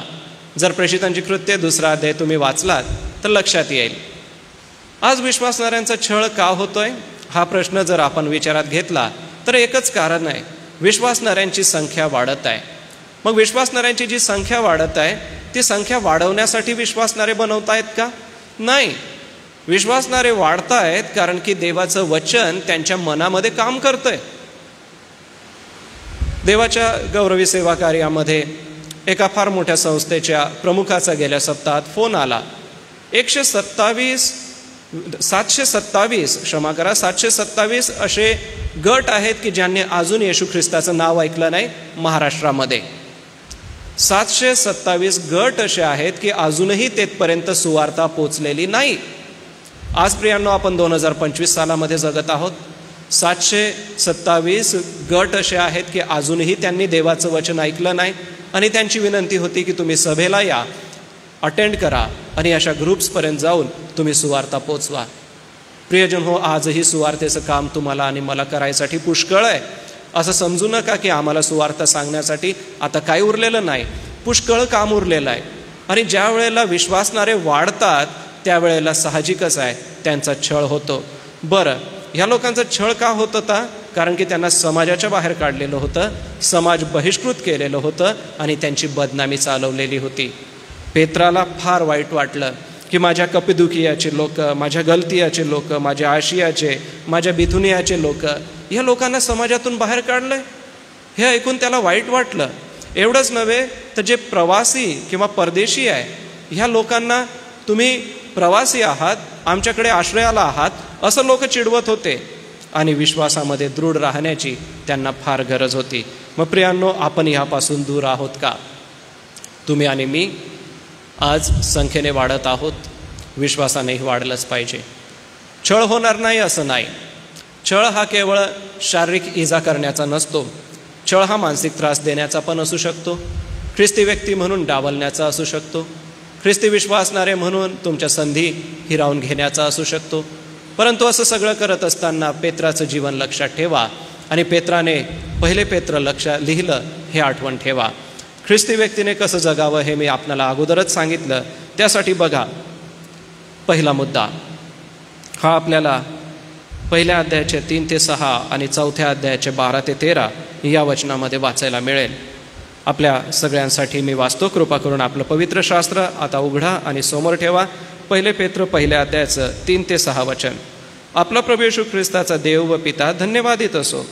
जिवंत आशा प्राप्त होण्यासाठी आणि अविनाशी निर्मळ व अक्षय वतन मिळवण्यासाठी त्याने आपल्या महादयेनुसार येशू ख्रिस्ताच्या मृतातून पुनरुत्थानाच्या द्वारे आपल्याला पुन्हा जन्म दिला, जे तारण शेवटच्या काळी प्रगट होण्यास सिद्ध आहे ते प्राप्त व्हावे म्हणून ते तुम्ही देवाच्या शक्तीने विश्वासाच्या योग्य रक्षिलेले आहात. त्या तुम्हासाठी ते वतन स्वर्गात राखून ठेवले आहे. त्याविषयी तुम्ही उल्हास करिता तरी तुम्ही आता थोडा वेळ भाग पडले, तसे निरनिराळ्या परीक्षांमुळे दुःख सोचले. ज्या वेळेला छळ होतो, ज्या वेळेला त्रास दिला जातो त्यावेळेला आमचा देवावरचा विश्वास कमजोर होतो. पवित्र वचन म्हणतं की देव आमची परीक्षा शक्तीच्या पलीकडे पाहत नाही. याकोबाचं पत्र असं म्हणतं की देवाला वाईट गोष्टीचा मोह होत नाही आणि देव कधी कोणाला मोहात पाडत नाही. मग ज्या वेळेला परीक्षा प्रसंग येतात त्यावेळेला आमची मनस्थिती अशी असावी की आम्ही देवावरती आशा ठेवलेली असावी. जर आमची देवावर आशा नाही तर प्रियांनो आमच्यासाठी ते कठीण जाईल. आमची जर देवावरती आशा नाही तर आम्हाला फार जड जाईल. कारण की बघा, आम्हाला अविनाशी निर्मळ आणि अक्षय वतन मिळणार आहे. छळ होईल तर माणसाच्या शरीराचा नाश होईल, आत्म्याचा होणार नाही. आणि आत्मा हा सार्वकालिक जीवनासाठी किंवा सार्वकालिक शिक्षेसाठी पाठवला जाईल. आणि सार्वकालिक शिक्षा किंवा सार्वकालिक मुकुट जो आहे तो मरणानंतर मिळेल.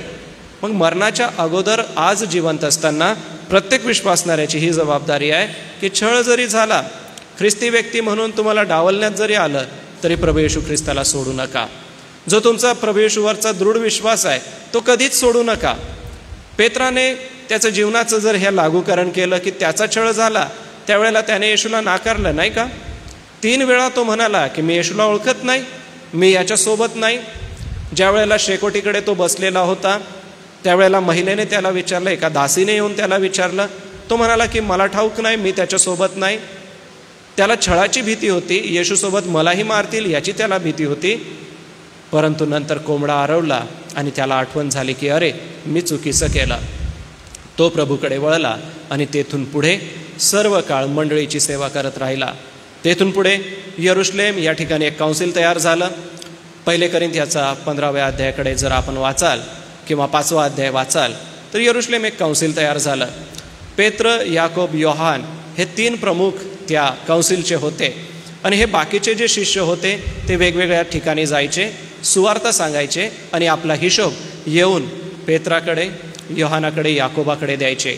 यापैकी जो याकोब होता तो येशूचा भाऊ असा होता. त्यांना सगळा हिशोब द्यावा लागायचा. मग कुठं छळ झाला, कुठं त्रास झाला तर ते येऊन सांगत होते. तेच पेत्राने या ठिकाणी केलं. प्रियांनो, छळामध्ये फार कठीण परिस्थितींना आम्हाला सामोरं जावं लागतो. आम्हाला विविध इमारती पाहायला मिळतात, विविध सांगाडे बघायला मिळतात, उत्खननामध्ये ते सापडतात. कॅटाक्युमन हा शब्द जर तुम्ही ऐकला नसेल तर कृपा करून लिहून घ्या. कॅटाक्युम्स ही इटली, रोम आणि फ्रान्स या ठिकाणी खोदकामामध्ये निघालेली जमीन आहे. आणि या कॅटाक्युम्समध्ये ख्रिस्ती विश्वासणाऱ्यांचा ज्या वेळेला छळ झाला त्यावेळेला त्यांनी डोंगर कोपरले, जमिनी खोदल्या आणि त्याच्यामध्ये आपले घरं बनवले. या खोदलेल्या डोंगरांमध्ये राहण्याची व्यवस्था होती, पाण्याची व्यवस्था होती आणि त्या ठिकाणी ते आपलं जीवन जगत होते. वरती छळ होता, नीरो बादशाह लोकांना धरून मारत होता. मग अशा परिस्थितीत करायचं काय? तर ख्रिस्ती विश्वासणाऱ्यांनी हे कॅटाक्युम्स तयार केले, जमिनीमध्ये भुयारी तयार केल्या आणि त्याच्यामध्ये आपलं जीवन जगायला लागले. जर आपण मुंग्यांचं घर बघाल किंवा उदय लागलेली असते त्याला जर तुम्ही खोदून बघाल तर आतमध्ये विविध असे रस्ते तुम्हाला दिसतील, आतमध्ये पोकळ पोकळ नळकांड्या तुम्हाला दिसतील. तर हे जे कॅटाक्युम्स होते ते ॲक्च्युअल त्याच पद्धतीचे होते. व्हेंटिलेशन तेथे चांगलं होतं, पिण्याच्या पाण्याची व्यवस्था तेथे होती, सूर्यप्रकाश येण्यासाठी वेगवेगळ्या पद्धती त्या ठिकाणी वापरलेल्या होत्या. जसं तुम्हाला वेळ मिळेल तसं तुम्ही कधीतरी त्याच्याबद्दल वाचून बघा. आता काही फोटो होते परंतु ते दाखवण्यासाठी आपल्याला वेळ नाही. सांगायचं तात्पर्य हे आहे की छळ म्हणजे आपण असंच समजतो की छळ म्हणजे छळ झाला, परंतु हजारो वर्षापर्यंत विश्वासणारे कैक पिढ्या त्या जमिनीमध्ये राहिल्या, त्या जमिनीमध्ये त्यांनी वास्तव्य केलं, त्या जमिनीमध्येच ते लहानाचे मोठे झाले. काय परिस्थिती असेल परंतु त्यांनी येशू ख्रिस्ताला सोडलं नाही.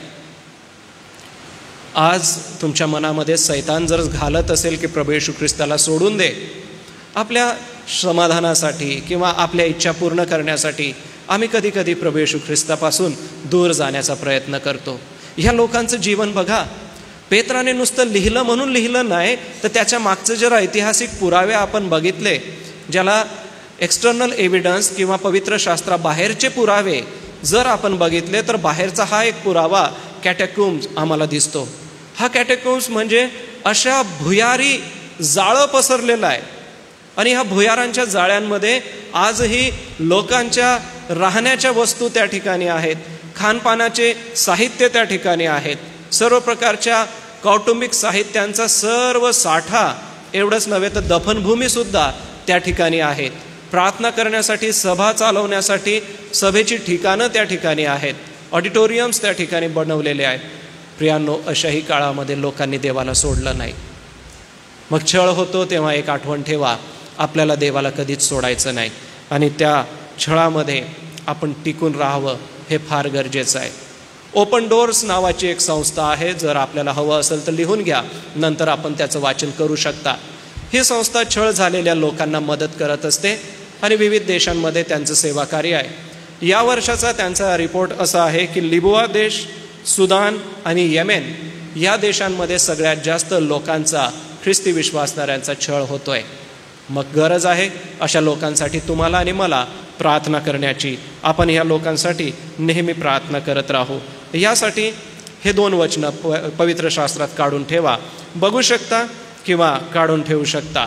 ज्या वेळेला विश्वासणाऱ्यांचा छळ होतो, आपण न्यूजमध्ये वाचतो, वेगवेगळ्या रील्स किंवा वेगवेगळ्या गोष्टी आपल्या नजरेसमोर येतात की कुठं कुठं विश्वासणाऱ्यांना त्रास दिला जात आहे, छळ होते, ख्रिस्ती विश्वासणाऱ्यांचा, त्यावेळेला हे वचन वाचा.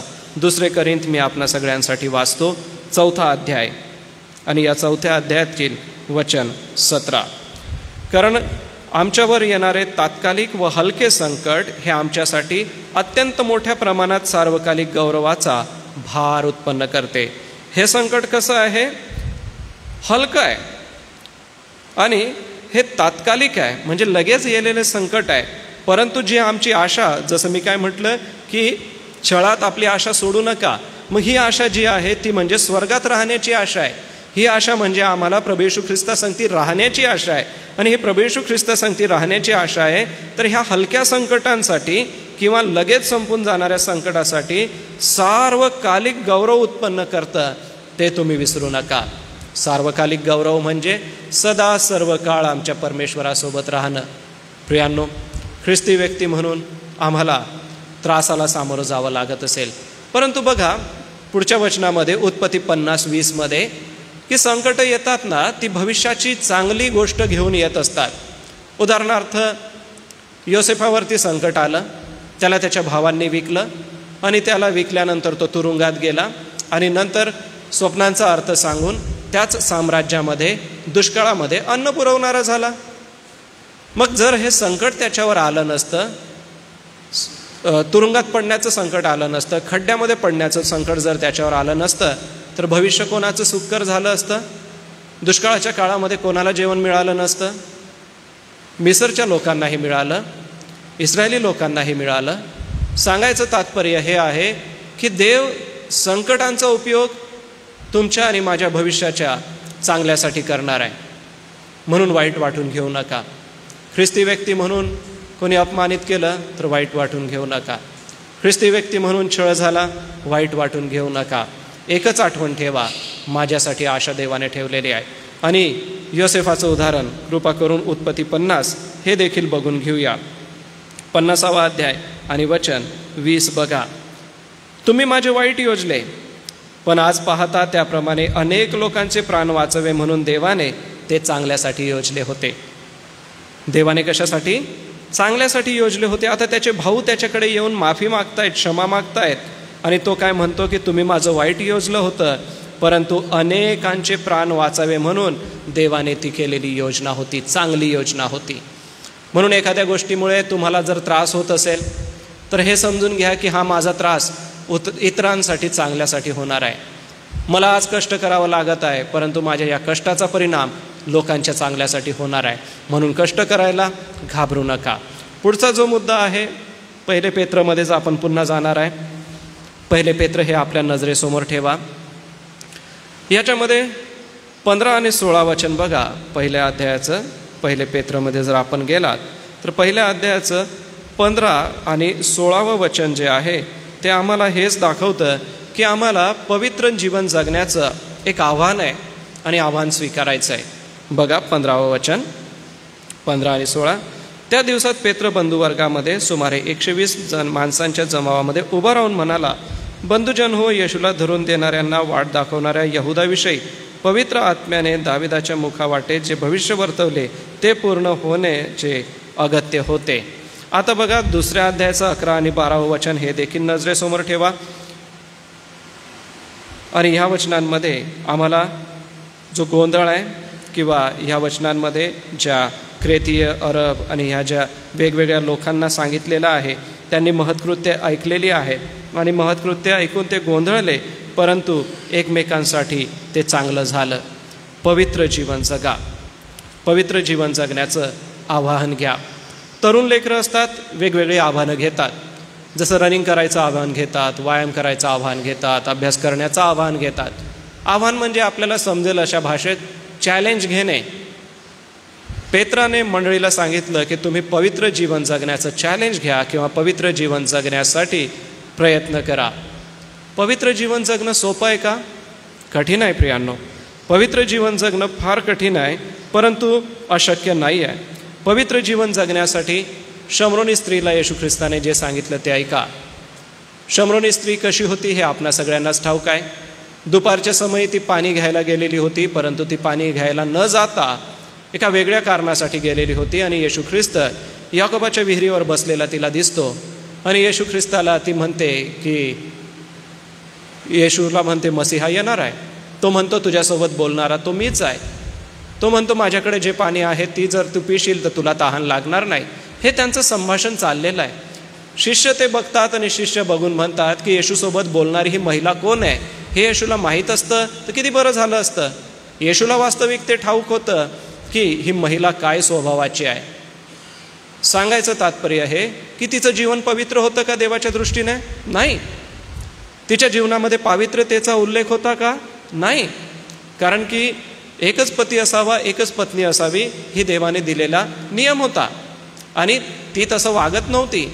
तिने आपलं जीवन वाईटामध्ये घालवण्याचं पूर्ण वेळ तिचा त्याच्यामध्ये जात होता. पवित्र जीवन जगत नव्हती. परंतु येशूची भेट झाली. ती पळत गावामध्ये गेली आणि लोकांना सांगितलं की मला मसीहा सापडलाय. मग गावातले लोक येशूला भेटायला विहिरीवर आले आणि विहिरीवर येऊन लोक म्हणतात आता तू सांगते म्हणून नव्हे तर आता आम्ही स्वतः बघितलं व आम्ही स्वतः ऐकलं की हा मसीहा आहे म्हणून आम्ही याच्यावर विश्वास ठेवतो. म्हणजे अशाही परिस्थितीमध्ये त्या बाईने प्रभू येशू ख्रिस्ताची साक्ष दिली, लोकांना ख्रिस्ताकडे आणलं, लोक विश्वासणारे झाले. पवित्र जीवन जगणं फार गरजेचं आहे. या महिलेच्या जीवनातून जे पवित्र जीवन तिने जगून दाखवलं ते तुम्हाला आणि मला जगणं गरजेचं आहे. पेत्र देखील मंडळीला तेच सांगत आहे की तुम्ही दूर आहात, म्हणजे अशा मायनरच्या विभागामध्ये आहात, पण तुम्ही एक असं करा की ज्या वासना उत्पन्न होत आहेत त्या वासना तुम्ही सोडा. वासना चांगल्या गोष्टीच्या असतात, वासना वाईट गोष्टीच्या पण असतात. देहाची जी वासना आहे ती लालसा निर्माण करते आणि काही ज्या वासना आहेत जेवण, अन्न किंवा सुगंध, ह्या ज्या वासना आहेत त्या आम्हाला प्रफुल्लित करतात. परंतु काही ज्या वासना आहेत त्या आम्हाला पाप करायला लावतात. जसं की पैशाची हाव. यहुदा इस्कारियोतला पैसा प्रिय झाला. यहुदा इस्कारियोतला मानसन्मान प्रिय झाला. यहुदा इस्कारियोतला येशूकडून इच्छा पूर्ण झाली नाही. त्याला असं वाटत होतं की येशू आम्हाला रोमच्या सत्तेतून सोडवेल, रोमच्या गुलामगिरीतून सोडवेल, येशू आमचा राजा बनेल. हे पूर्ण झालं नाही म्हणून यहुदा इस्कारियोतनी येशूला धरून दिलं. बघा, त्याची जी लालसा होती, त्याच्या मनामध्ये अपवित्र जी वासना होती ती बाहेर आली आणि तिने येशूला धरून दिलं आणि पुढे सर्व काही घडलं हे आपल्याला ठाऊक आहे. प्रियांनो, पवित्र जीवन जगा. ख्रिस्ती व्यक्तीने कसं जगावं? जसं पहिला मुद्दा आपण बघितला की ख्रिस्ती व्यक्तीने जीवन जगत असताना छळामध्ये देखील धन्य आशेत जगावं. ख्रिस्ती व्यक्तीने जीवन जगत असताना पवित्र जीवन जगावं, वासनेपासून दूर राहून. बरं, मग ते जगायचं कसं? तर हे वचनं वाचा. हे वचनं वाचल्यावर आपल्याला लक्षात येईल की पवित्र जीवन कसं आपण जगू शकतो. जसं स्तोत्र 119 वचन 11 आपल्या सगळ्यांचं तोंडपाठ आहे, तरी देखील आपण एकदा बघूनच घेऊ. 119 स्तोत्रामध्ये वचन 11 बघा. मी तुझ्या विरुद्ध पाप करू नये म्हणून मी आपल्या मनात तुझे वचन जपून ठेवले आहे. वचन जपून ठेवायची जागा कुठं आहे? मनात आहे. स्तोत्रकर्ता काय म्हणतो की मी माझ्या मनात जपून ठेवलं आहे कारण की मी तुझ्या विरुद्ध पाप करू नये. प्रियजन हो, पवित्र जीवन जगा. आणि हे पवित्र जीवन जगण्यासाठी आपल्याला एकच गोष्ट मदत करते, ते म्हणजे देवाचं पवित्र वचन. आम्ही कितीही प्रयत्न केला तरी आम्ही अशक्य आहोत, आम्हाला ते जमणार नाही. देवाचं वचनच आम्हाला मदत करतं पवित्र जीवन जगायला. तर मी आपणाला आवाहन करेन की आपल्या सगळ्यांना स्वतःचं पवित्र शास्त्र असलं पाहिजे. आणि जर नसेल तर चर्च सुटल्यानंतर भेटा, लायब्ररीमध्ये आलेले आहेत, आपणाला ते विकत दिले जातील. कारण पवित्र शास्त्र विकत घ्यावं असं मताचा मी आहे. मला असं वाटतं की पवित्र ग्रंथ हा आपला स्वतःचा पवित्र ग्रंथ आहे. या पवित्र ग्रंथाद्वारे आम्हाला सार्वकालिक जीवन मिळणार आहे. ते आपण दुसऱ्याच्या भरोशी न घेता स्वतः घेतलं तर बरं. प्रियांनो, देवाचं वचन ठेवा म्हणजे तुम्ही पवित्र जीवन जगाल, पापापासून दूर राहाल. देवाचं वचन इतकं सुंदर आहे प्रियांनो, ते आज आमच्याकडं आहे. आज आपण नुसतं मोबाईल लावला तर कितीतरी देवाचं वचन ऐकायला मिळतं. आज आपण आपल्याकडे असलेले जे देवाचे सेवक आहेत त्यांना विचारा की पाळकसाहेब आम्हाला देवाच्या वचनातून सांगा, कोणीही सांगायला तयार होईल.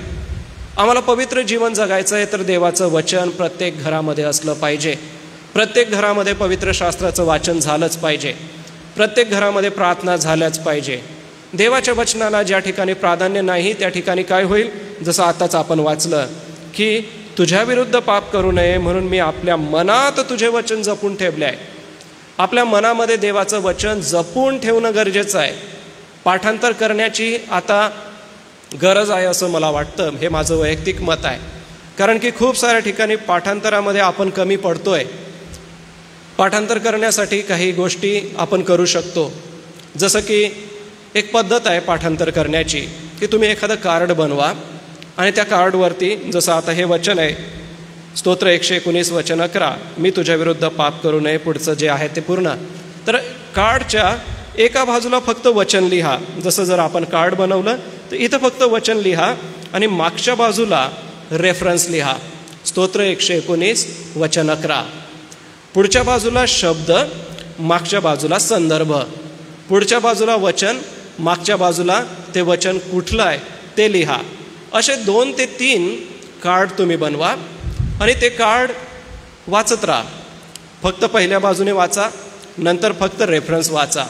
त्याच्यानंतर असं करा की ते कार्ड्स हातामध्ये घ्या आणि असे टेबलवर टाका. मग काही कार्ड्सचे फक्त संदर्भ तुमच्यासमोर येतील किंवा काही कार्ड्सवरचे शब्द तुमच्यासमोर येतील. मग ज्यांचे शब्द आलेले आहे त्यांचा रेफरन्स बोलून दाखवा किंवा ज्यांचे रेफरन्स समोर आलेले आहे त्यांचे शब्द बोलून दाखवा. हा खेळ एकदा करून बघा. आम्ही असंच वचन पाठ करतो. ते वचन सर्व काळा लक्षात राहतं. कारण की नुसतं रट्टा मारत बसणं, वाचत बसणं, 8-10 दिवसानंतर आम्ही विसरून जातो की अरे मी काय पाठ केलं होतं. पण प्रियांनो, आज मला असं वाटतं प्रत्येक ख्रिस्ती व्यक्तीने वचनं पाठ करणं फार गरजेचं आहे. आणि हे वचन पाठांतर बालपणी आम्ही करतो, परंतु जसं वय वाढतं तसतसं आपण पाठांतरापासून मागे जातो. प्रियांनो, हे चॅलेंज तुम्हाला आहे, मला सुद्धा आहे. हे आव्हान आपण स्वीकारूया. पवित्र जीवन जगायचं आहे तर वचन पाठांतर असलंच पाहिजे. पवित्र जीवन जगायचं आहे तर देवाचं वचन तुमच्या आणि माझ्या मनात राहिलंच पाहिजे. का राहिलं पाहिजे? कारण मनात जर वचन राहिलं तर पापच होणार नाही. बघा वचन काय म्हणतं, मी तुझ्या विरुद्ध पाप करू नये म्हणून. म्हणजे पापाला कोण रोखतं? देवाचं वचन. मग देवाचं वचन आपल्या मनामध्ये जितकं राहील तितकं आपण पापापासून दूर राहू. दुसरी गोष्ट आहे पाप कबूल करणे. ही कठीण गोष्ट आहे. 1 योहान 1:9 पवित्र शास्त्रामध्ये आपण काढू शकता. 1 योहान 1:9 आपल्या सगळ्यांनाच ते ठाऊक आहे, परंतु आपणासमोर मी ते वाचतो. जर आपण आपली पापे पदरी घेतली तर तो विश्वसनीय व न्यायी आहे, म्हणून आपल्या पापांची क्षमा करील व आपल्याला सर्व अनितीपासून शुद्ध करेल. पवित्र जीवन जगायचं आहे तर आपण आपलं पाप पदरी घ्या. प्रियांनो, आपलं पाप हे फक्त आपल्याला माहिती असतं. आपलं पाप हे फक्त आपल्या पुरतंच मर्यादित असतं. आपलं पाप हे आपण देवाला वेगळे जाऊन, देवापासून लपून, देवाच्या भयापासून दूर होऊन करत असतो. मनुष्याने गंभीरपणे ही गोष्ट घ्या. वचन म्हणतं आपले पापे पदरी घ्या, आणि जर आपण आपली पापे पदरी घेतली तर तो आम्हाला क्षमा करतो आणि अनितीपासून शुद्ध करतो. आपला मूळ मुद्दा आहे पवित्र जीवन जगा. मग हे पवित्र जीवन जगण्यासाठी काय करायचं आहे? पाप देवाजवळ कबूल करा. याच्यासाठी आम्ही दररोज सकाळी प्रार्थनेला ज्या वेळेला बसतो किंवा दिवस संपल्यानंतर रात्री प्रार्थनेला बसतो, दिवसभरामध्ये आपल्या बोलण्याच्याद्वारे, आपल्या पाहण्याच्याद्वारे, आपल्या काम करण्याच्याद्वारे काय पाप तर घडलं नाही ना ह्याचा विचार करा. आपल्याला कोणाला सांगायची गरज नाही, केवळ देवाला सांगा. देवासमोर आपलं पाप कबूल करा. पवित्र जीवन जगण्यासाठी ही गोष्ट महत्त्वाची आहे. इफिस 4:22-24 हा रेफरन्स आपण बघू शकता. जुना स्वभाव काढून टाका. ख्रिस्ती व्यक्तीने कसं जगावं हा आपला मूळ मुद्दा आहे. पहिला आहे छळामध्ये आशा ठेवून जगा. दुसरा आहे पवित्र जीवन जगा. आणि हे पवित्र जीवन जगत असताना जुना स्वभाव काढून टाका. जुना स्वभाव हा चिडखोरपणाचा असू शकतो. जुना स्वभाव हा देवाला दोष देण्याचा असू शकतो. जुना स्वभाव देवापासून दूर जाण्याचा असू शकतो. हा जुना स्वभाव देवच बदलतो. मनुष्य बदलण्यासाठी अशक्य आहे. देवच आम्हाला बदलतो. आणि कसं बदलतो? उधळ्या पुत्राचं उदाहरण बघा. उधळ्या पुत्राने आपली सगळी संपत्ती मिळवली, मित्र मिळवले, बाहेर गेला, ख्याली खुशाली केली आणि त्याच्यामध्ये सगळा पैसा संपला. आणि त्या देशामध्ये दुष्काळ पडल्यानंतर तो एका व्यक्तीच्या घरी जाऊन राहतो आणि त्याची डुकरं तो चारायला जात आहे. आणि त्याला इतकी भूक लागते तरी खायला काही मिळत नाही. आणि त्याला आठवण येते की माझ्या बापाच्या घरात रेलचेल आहे, खाण्याची चंगळ आहे आणि मी इथं बसलो आहे. मी माझ्या बापाकडे जाईन आणि म्हणेल की बाबा, मी स्वर्गाविरुद्ध आणि तुमच्या विरुद्ध पाप केला आहे, आता तुमचा पुत्र म्हणून घेण्यास मी योग्य नाही, तुमच्या एका नोकराप्रमाणे, एका चाकराप्रमाणे मला ठेवा. आणि बाप त्याची वाट बघतोय, त्याचा स्वीकार करतो, त्याचा मान सन्मान त्याला पुन्हा देतो. परंतु उधळ्या पुत्राने काय केलं? शुद्धीवर आला, नाही का? शुद्धीवर आला, देवाकडे वळला, म्हणजेच आपल्या बापाकडे गेला. याला म्हणतात पवित्र जीवन जगण्यासाठी जुना स्वभाव सोडून देणे. पूर्ण स्वभाव बदलून गेला त्याचा.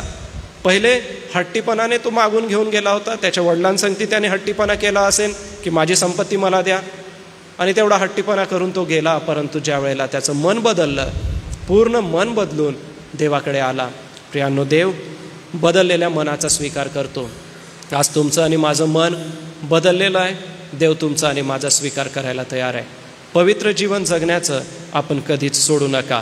पुढचा मुद्दा आहे 1 पेत्रमध्ये पुन्हा आपण जाऊ.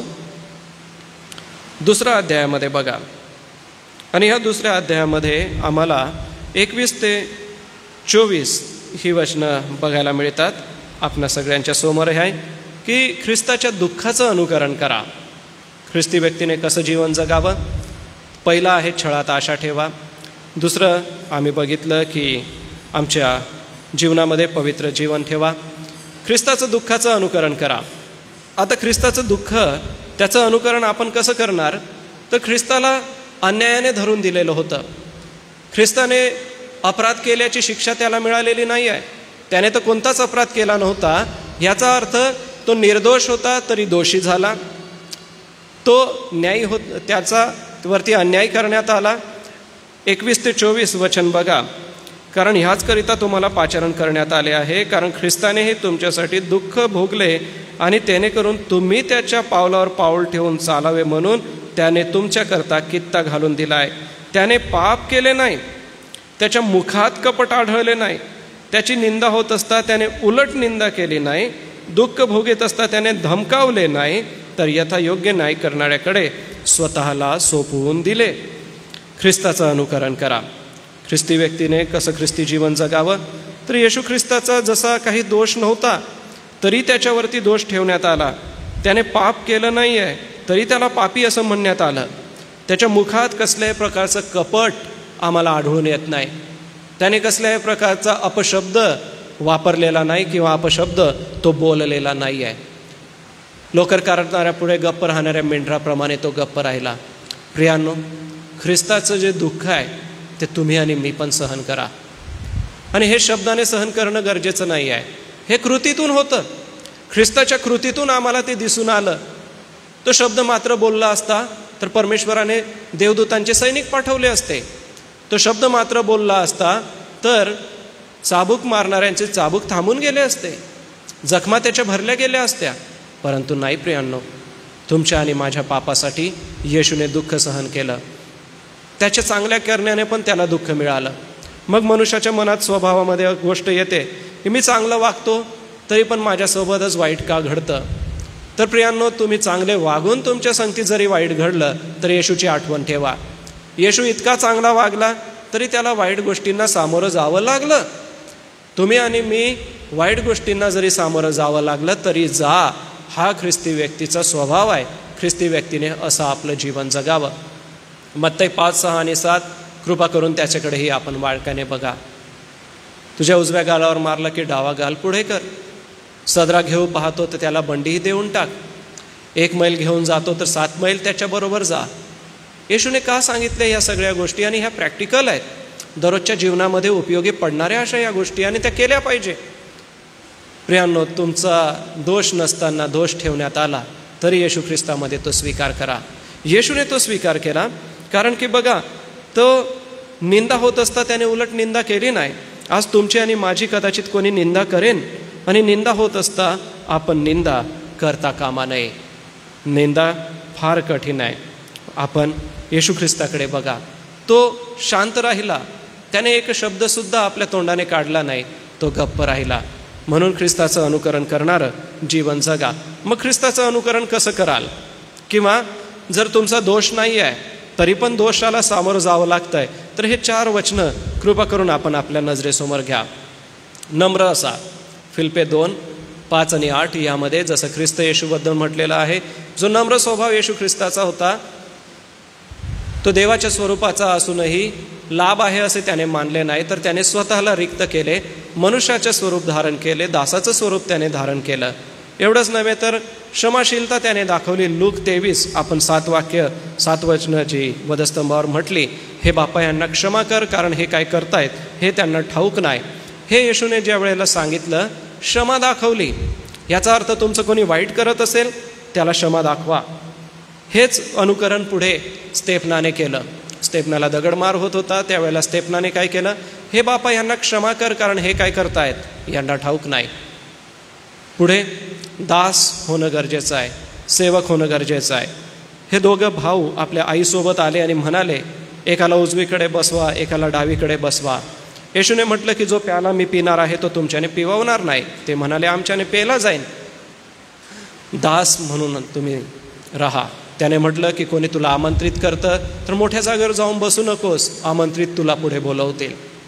तुमच्यामध्ये जो मोठा होऊ पाहतो त्याने सगळ्यांचा चाकर व्हावे, कारण येशू ख्रिस्त तसा झाला.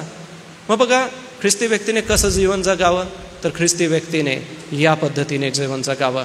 देवाच्या इच्छेचं पालन करा. देवाची इच्छा होती येशूने वधस्तंभावर जावं, येशू गेला, देवाची इच्छा पूर्ण केली. आज तुमच्या आणि माझ्या जीवनात देवाची इच्छा पूर्ण करा. परत 1 पेत्रमध्ये आपण जाऊ.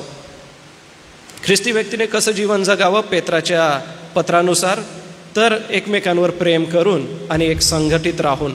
एकमेकांवर प्रेम करणं आणि एक संघटित राहणं म्हणजे नेमकं काय, तर एकमेकांवर प्रेम करणं, संघटित राहणं हे 1 अध्यायाचं 22 आणि 4 अध्यायाचं 8 ते 10 वचन हे दाखवतं. जर आपण 4 अध्याय 8 ते 10 बघू तर त्यात असं म्हटलं आहे, मुख्यतः एकमेकांवर निष्ठेने प्रीती करा, कारण प्रीती पापाची रास झाकून टाकते. कुरकुर न करता एकमेकांचा पाहुणचार करा. बघा, प्रीती का करायची आहे, कारण प्रीती पापाची रास झाकून टाकते. याचा अर्थ पाप क्षमा करण्यासाठी आम्हाला कुठे जाण्याची गरज नाही. पापाची क्षमा होण्यासाठी आम्हाला अर्पण करण्याची गरज नाही. कोंबडा बकरा अर्पण करण्याची गरज नाही. बघा वचन काय म्हणतं की पापाची रास कशी झाकली जाते, एकमेकांवर निष्ठेने प्रीती करा, कारण प्रीती पापाची रास झाकून टाकते. पापाची रास म्हणजे इतके पाप की ज्यांची संख्या मोजता येणार नाही. रास म्हणजे जे दगडं डोंगरावरती असतात आणि ते डोंगरावरचे दगडं मोजता येत नाही, म्हणजे इतकी पापं की जी मोजता येत नाहीत, त्या पण पापांची क्षमा होईल जर आपण एकमेकांवर निष्ठेने प्रीती करू तर. प्रियांनो, ख्रिस्ती लोक एकमेकांवर प्रीती करणारे असतात आणि ते असलेच पाहिजे. ख्रिस्ती व्यक्ती कसा असावा, तर तो प्रीती करणारा असावा. प्रियांनो, क्षणिक वाद असू शकतात, मतभेद असू शकतात, पण ते तेवढ्यापुरते तेवढे. तुम्ही रागावा परंतु पाप करू नका. तू रागावला असता सूर्य मावळू नये. ही वचनं का लिहिली, ती याच्यासाठी लिहिली की आमची प्रीती वाढावी. प्रियांनो, एकमेकांवर प्रेम करा, एकमेकांवर प्रीती करा. ज्या वेळेला पेत्राला प्रभू येशूने दर्शन दिलं, त्याला 3 वेळा म्हटलं ना, माझी कोकरे चार, माझी मेंढरे पाळ. आणि तो म्हणतो, त्याला म्हटलं माझ्यावर प्रीती करतो का, तो म्हणतो की हो प्रभू, मी तुमच्यावर प्रीती करतो. त्याच पेत्राने आम्हाला हे लिहिलं आहे. म्हणून प्रियांनो, देवावर प्रीती करण्यासाठी कधीच कमी पडू नका. या गोष्टी आहे की ज्या तुम्हाला एकमेकांवर प्रीती करण्यासाठी मदत करतील. जसं की योहान 13:34 आणि 35 येशू म्हणतो की मी तुम्हाला नवी आज्ञा देतो, तीही की तुम्ही एकमेकांवर प्रीती करावी. तर वेळेअभावी आपण हे बघणार नाही, कृतीने करा, हे बघणं गरजेचं आहे. याकोब 2 कृपा करून काढा आणि 15वं वचन बघा. 2 अध्यायाचं 15वं वचन आणि 16वं वचन. भाऊ किंवा बहीण ही उघडी आहेत.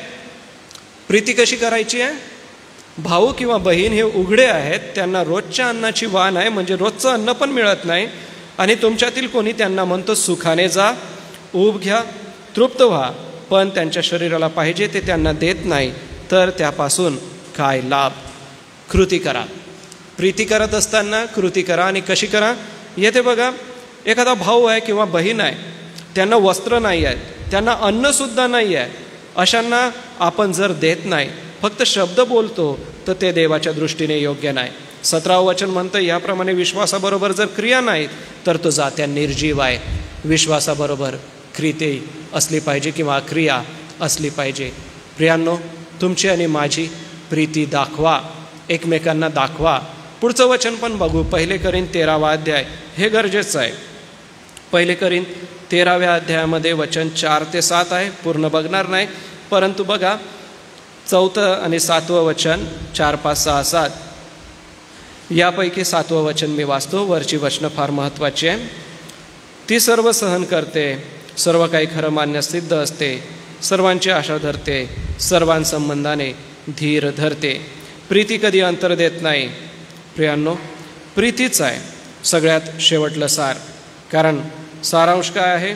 विश्वास, आशा, प्रीती ही तिन्ही टिकणारी आहे, परंतु त्यात प्रीती श्रेष्ठ आहे. आम्ही एकमेकांवर जर प्रेम करत नाही, एकमेकांसंगती आमचे प्रीतीचे शब्द नाही, एकमेकांसोबत जर आम्ही प्रेमाने भेटत नाही, बोलत नाही, तर प्रियानो ते ख्रिस्ती जीवन नाही आहे. ख्रिस्ती जीवन कसं असावं? पेत्र काय म्हणतो की तुमची प्रीती एकमेकांवर दाखवा, ते ख्रिस्ती जीवन आहे. मग बघा, हे लिबुआ देश, गलतिया, कपदुकिया, आशिया, बिथुनिया ह्या लोकांना एवढ्या छळामध्ये प्रीती करायला लावतोय तो. मग प्रियांनो, आज हे पत्र लिहून किती काळ झालेला आहे? इसवी सन 64च्या आसपास ते लिहिलं गेलं. म्हणे आज 2025. किती पिढ्या आल्या, किती पिढ्या गेल्या. ख्रिस्ती जीवन या पद्धतीने ते जगले. प्रीती करणारं जीवन जगा. आणि प्रीती कशी करा? कृती दाखवा. कोणाला तरी मदत करा, शब्द बोलून नाही, कृती करून करा. पुढचा मुद्दा बघा. देवाला शरण जा आणि नम्र राहा. ख्रिस्ती व्यक्तीने कसं जीवन जगावं? देवाला शरण जावं आणि नम्र राहावं. देवाला शरण जाणं म्हणजे काय? की देवाकडे जसं आहे तसं येणं. जसं 1 पेत्र 2 अध्याय 13 ते 17 वचनं. वेळेअभावी मी हे बघणार नाही, परंतु 5व्या अध्यायाचं 5 आणि 6 हे वचन आपणासमोर वाचतो, ते बघा. तसेच तरुणांनो, वडिलांच्या अधीन राहा. तुम्ही सर्वजण एकमेकांची सेवा करण्यासाठी नम्रतारूपी कमरबंद बांधा, कारण देव गर्विष्ठांना विरोध करतो आणि लीनांवर कृपा करतो. देवाला शरण जा आणि नम्र राहा. शरण जाणं म्हणजे काय? आपलं समर्पण करणं. शरण जाणं म्हणजे काय? की आपलं सर्वस्व देवाला देऊन टाकलं. तुमचं आणि माझं देवाला नम्रपणे शरण जाणं फार गरजेचं आहे.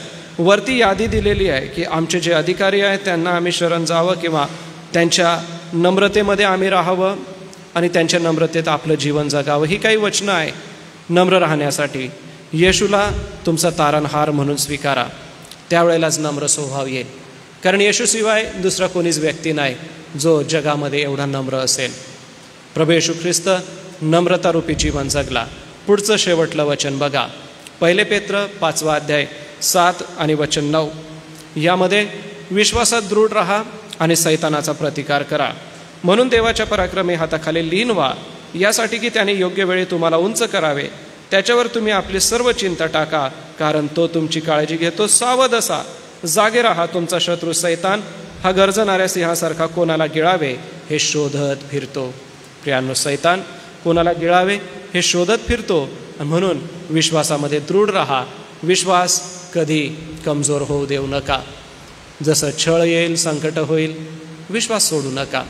तुमच्या मनाची इच्छा होईल तरी देवावरचा विश्वास सोडू नका. देवामध्ये स्थिर राहा. संकट येतील, परंतु तुम्ही विश्वास सोडू नका. प्रियांनो, मनुष्य जीवन आहे. विश्वासामध्ये अनेक समस्या येऊ शकतात. ख्रिस्ती जीवनात समस्या येऊ शकतात, परंतु एक लक्षात ठेवा, आम्ही त्याच्यावर सगळा भार टाकला पाहिजे, त्याच्यावर चिंता टाकली पाहिजे. प्रियांनो, आज सकाळी आपणाला देवाच्या ह्या वचनातून जसं पुन्हा देवाच्या अधीन राहिल्याने आम्ही विश्वासात आणि सैतानाला अडवू शकतो. पुन्हा देवाचं वचन एफेस 6:17 प्रमाणे जर हे देवाचं वचन तुमच्या आणि माझ्याकडे राहिलं तरच आम्हाला नम्र राहता येईल, तरच आम्हाला सैतानाला विरोध करता येईल. वेळेअभावी आपण ही सगळी वचनं बघणार नाही, परंतु आपण ही लक्षात ठेवा. आजच्या सकाळी देवाच्या पवित्र वचनातून आपणासोबत मी 1 पेत्र ह्याच्यामधून बोललो. मला ठाऊक आहे काही गोष्टी आपल्याला समजल्या नसतील, कदाचित काही गोष्टी समजण्यासाठी जड पण गेल्या असतील, परंतु ही शेवटली स्लाईड आपण समोर ठेवा आणि मनाला एक प्रश्न विचारा, तुमच्या स्वतःच्या मनाला, की ख्रिस्ती व्यक्ती म्हणून मी माझं जीवन कसं जगतोय. तर ख्रिस्ती व्यक्ती म्हणून जीवन जगत असताना छळ जरी झाला तरी देवावर आशा ठेवा. ख्रिस्ती व्यक्ती म्हणून जीवन जगत असताना आव्हानं स्वीकारा, चॅलेंजेस स्वीकारा लाईफमध्ये. ख्रिस्ती व्यक्ती म्हणून जीवन जगत असताना दुःखाचं अनुकरण करा, म्हणजे येशू ख्रिस्त जसं दुःख सहन करून पण क्षमा करतोय तसं तुम्ही पण दुःख सहन करून क्षमा करायला तयार असा. एकमेकांवर प्रीती करा ख्रिस्ती व्यक्ती म्हणून. ख्रिस्ती व्यक्ती म्हणून देवाला शरण जा आणि नम्र जीवन जगा. ख्रिस्ती व्यक्ती म्हणून तुम्ही सैतानाला प्रतिकार करा आणि विश्वासामध्ये दृढ राहा.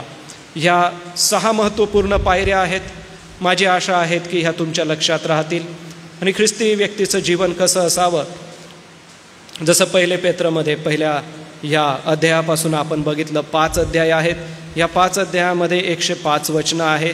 या 105 वचनांमध्ये बारकाईने बघितलं असता आपल्याला असं लक्षात येतं की ख्रिस्ती व्यक्तीचं जीवन कसं असावं. तर माझी आशा आहे दिलेलं हे वचन तुम्हाला लक्षात राहील. इसवी सन 64च्या आसपास हे लिहिलं गेलं आणि इसवी सन 67मध्ये पेत्राला मारून टाकण्यात आलं. 67 साल आला आणि त्याच्यामध्ये रोम शहर जळत होतं. आख्यायिका असं म्हणतात की पेत्र तेथून निघण्याच्या मार्गावर होता आणि तो शहराच्या बाहेर आल्यानंतर त्याला एक व्यक्ती भेटतो आणि तो म्हणतो, तू कुठे चाललास? तो म्हणतो की मी या शहरातून बाहेर चाललो. आणि त्याला तो मागे वळून बघायला लावतो. मागे वळल्यानंतर त्याला असं दिसतं की रोम शहर पेटतं आहे आणि दोष जो दिला गेला तो विश्वासणाऱ्यांवरती. मग पेत्र पुन्हा मागे फिरतो आणि तो म्हणतो की माझे लोक जळत आहे, मला त्यांच्यासाठी जायला पाहिजे. पेत्र गेल्यानंतर त्याला अटक होते. पेत्राला पण वधस्तंभावरती खिळण्याची शिक्षा दिली जाते. पण पेत्र म्हणतो की माझ्या येशू ख्रिस्तासारखी माझी लायकी नाही, मला उलट्या वधस्तंभावरती तुम्ही खिळा. वधस्तंभावरती जसं येशूला खिळलं होतं, पेत्राला उलट्या वधस्तंभावरती खिळण्यात आलं. म्हणजे पेत्राचा जो क्रॉस होता, पीटर क्रॉस म्हणून आज जगप्रसिद्ध ते आहे.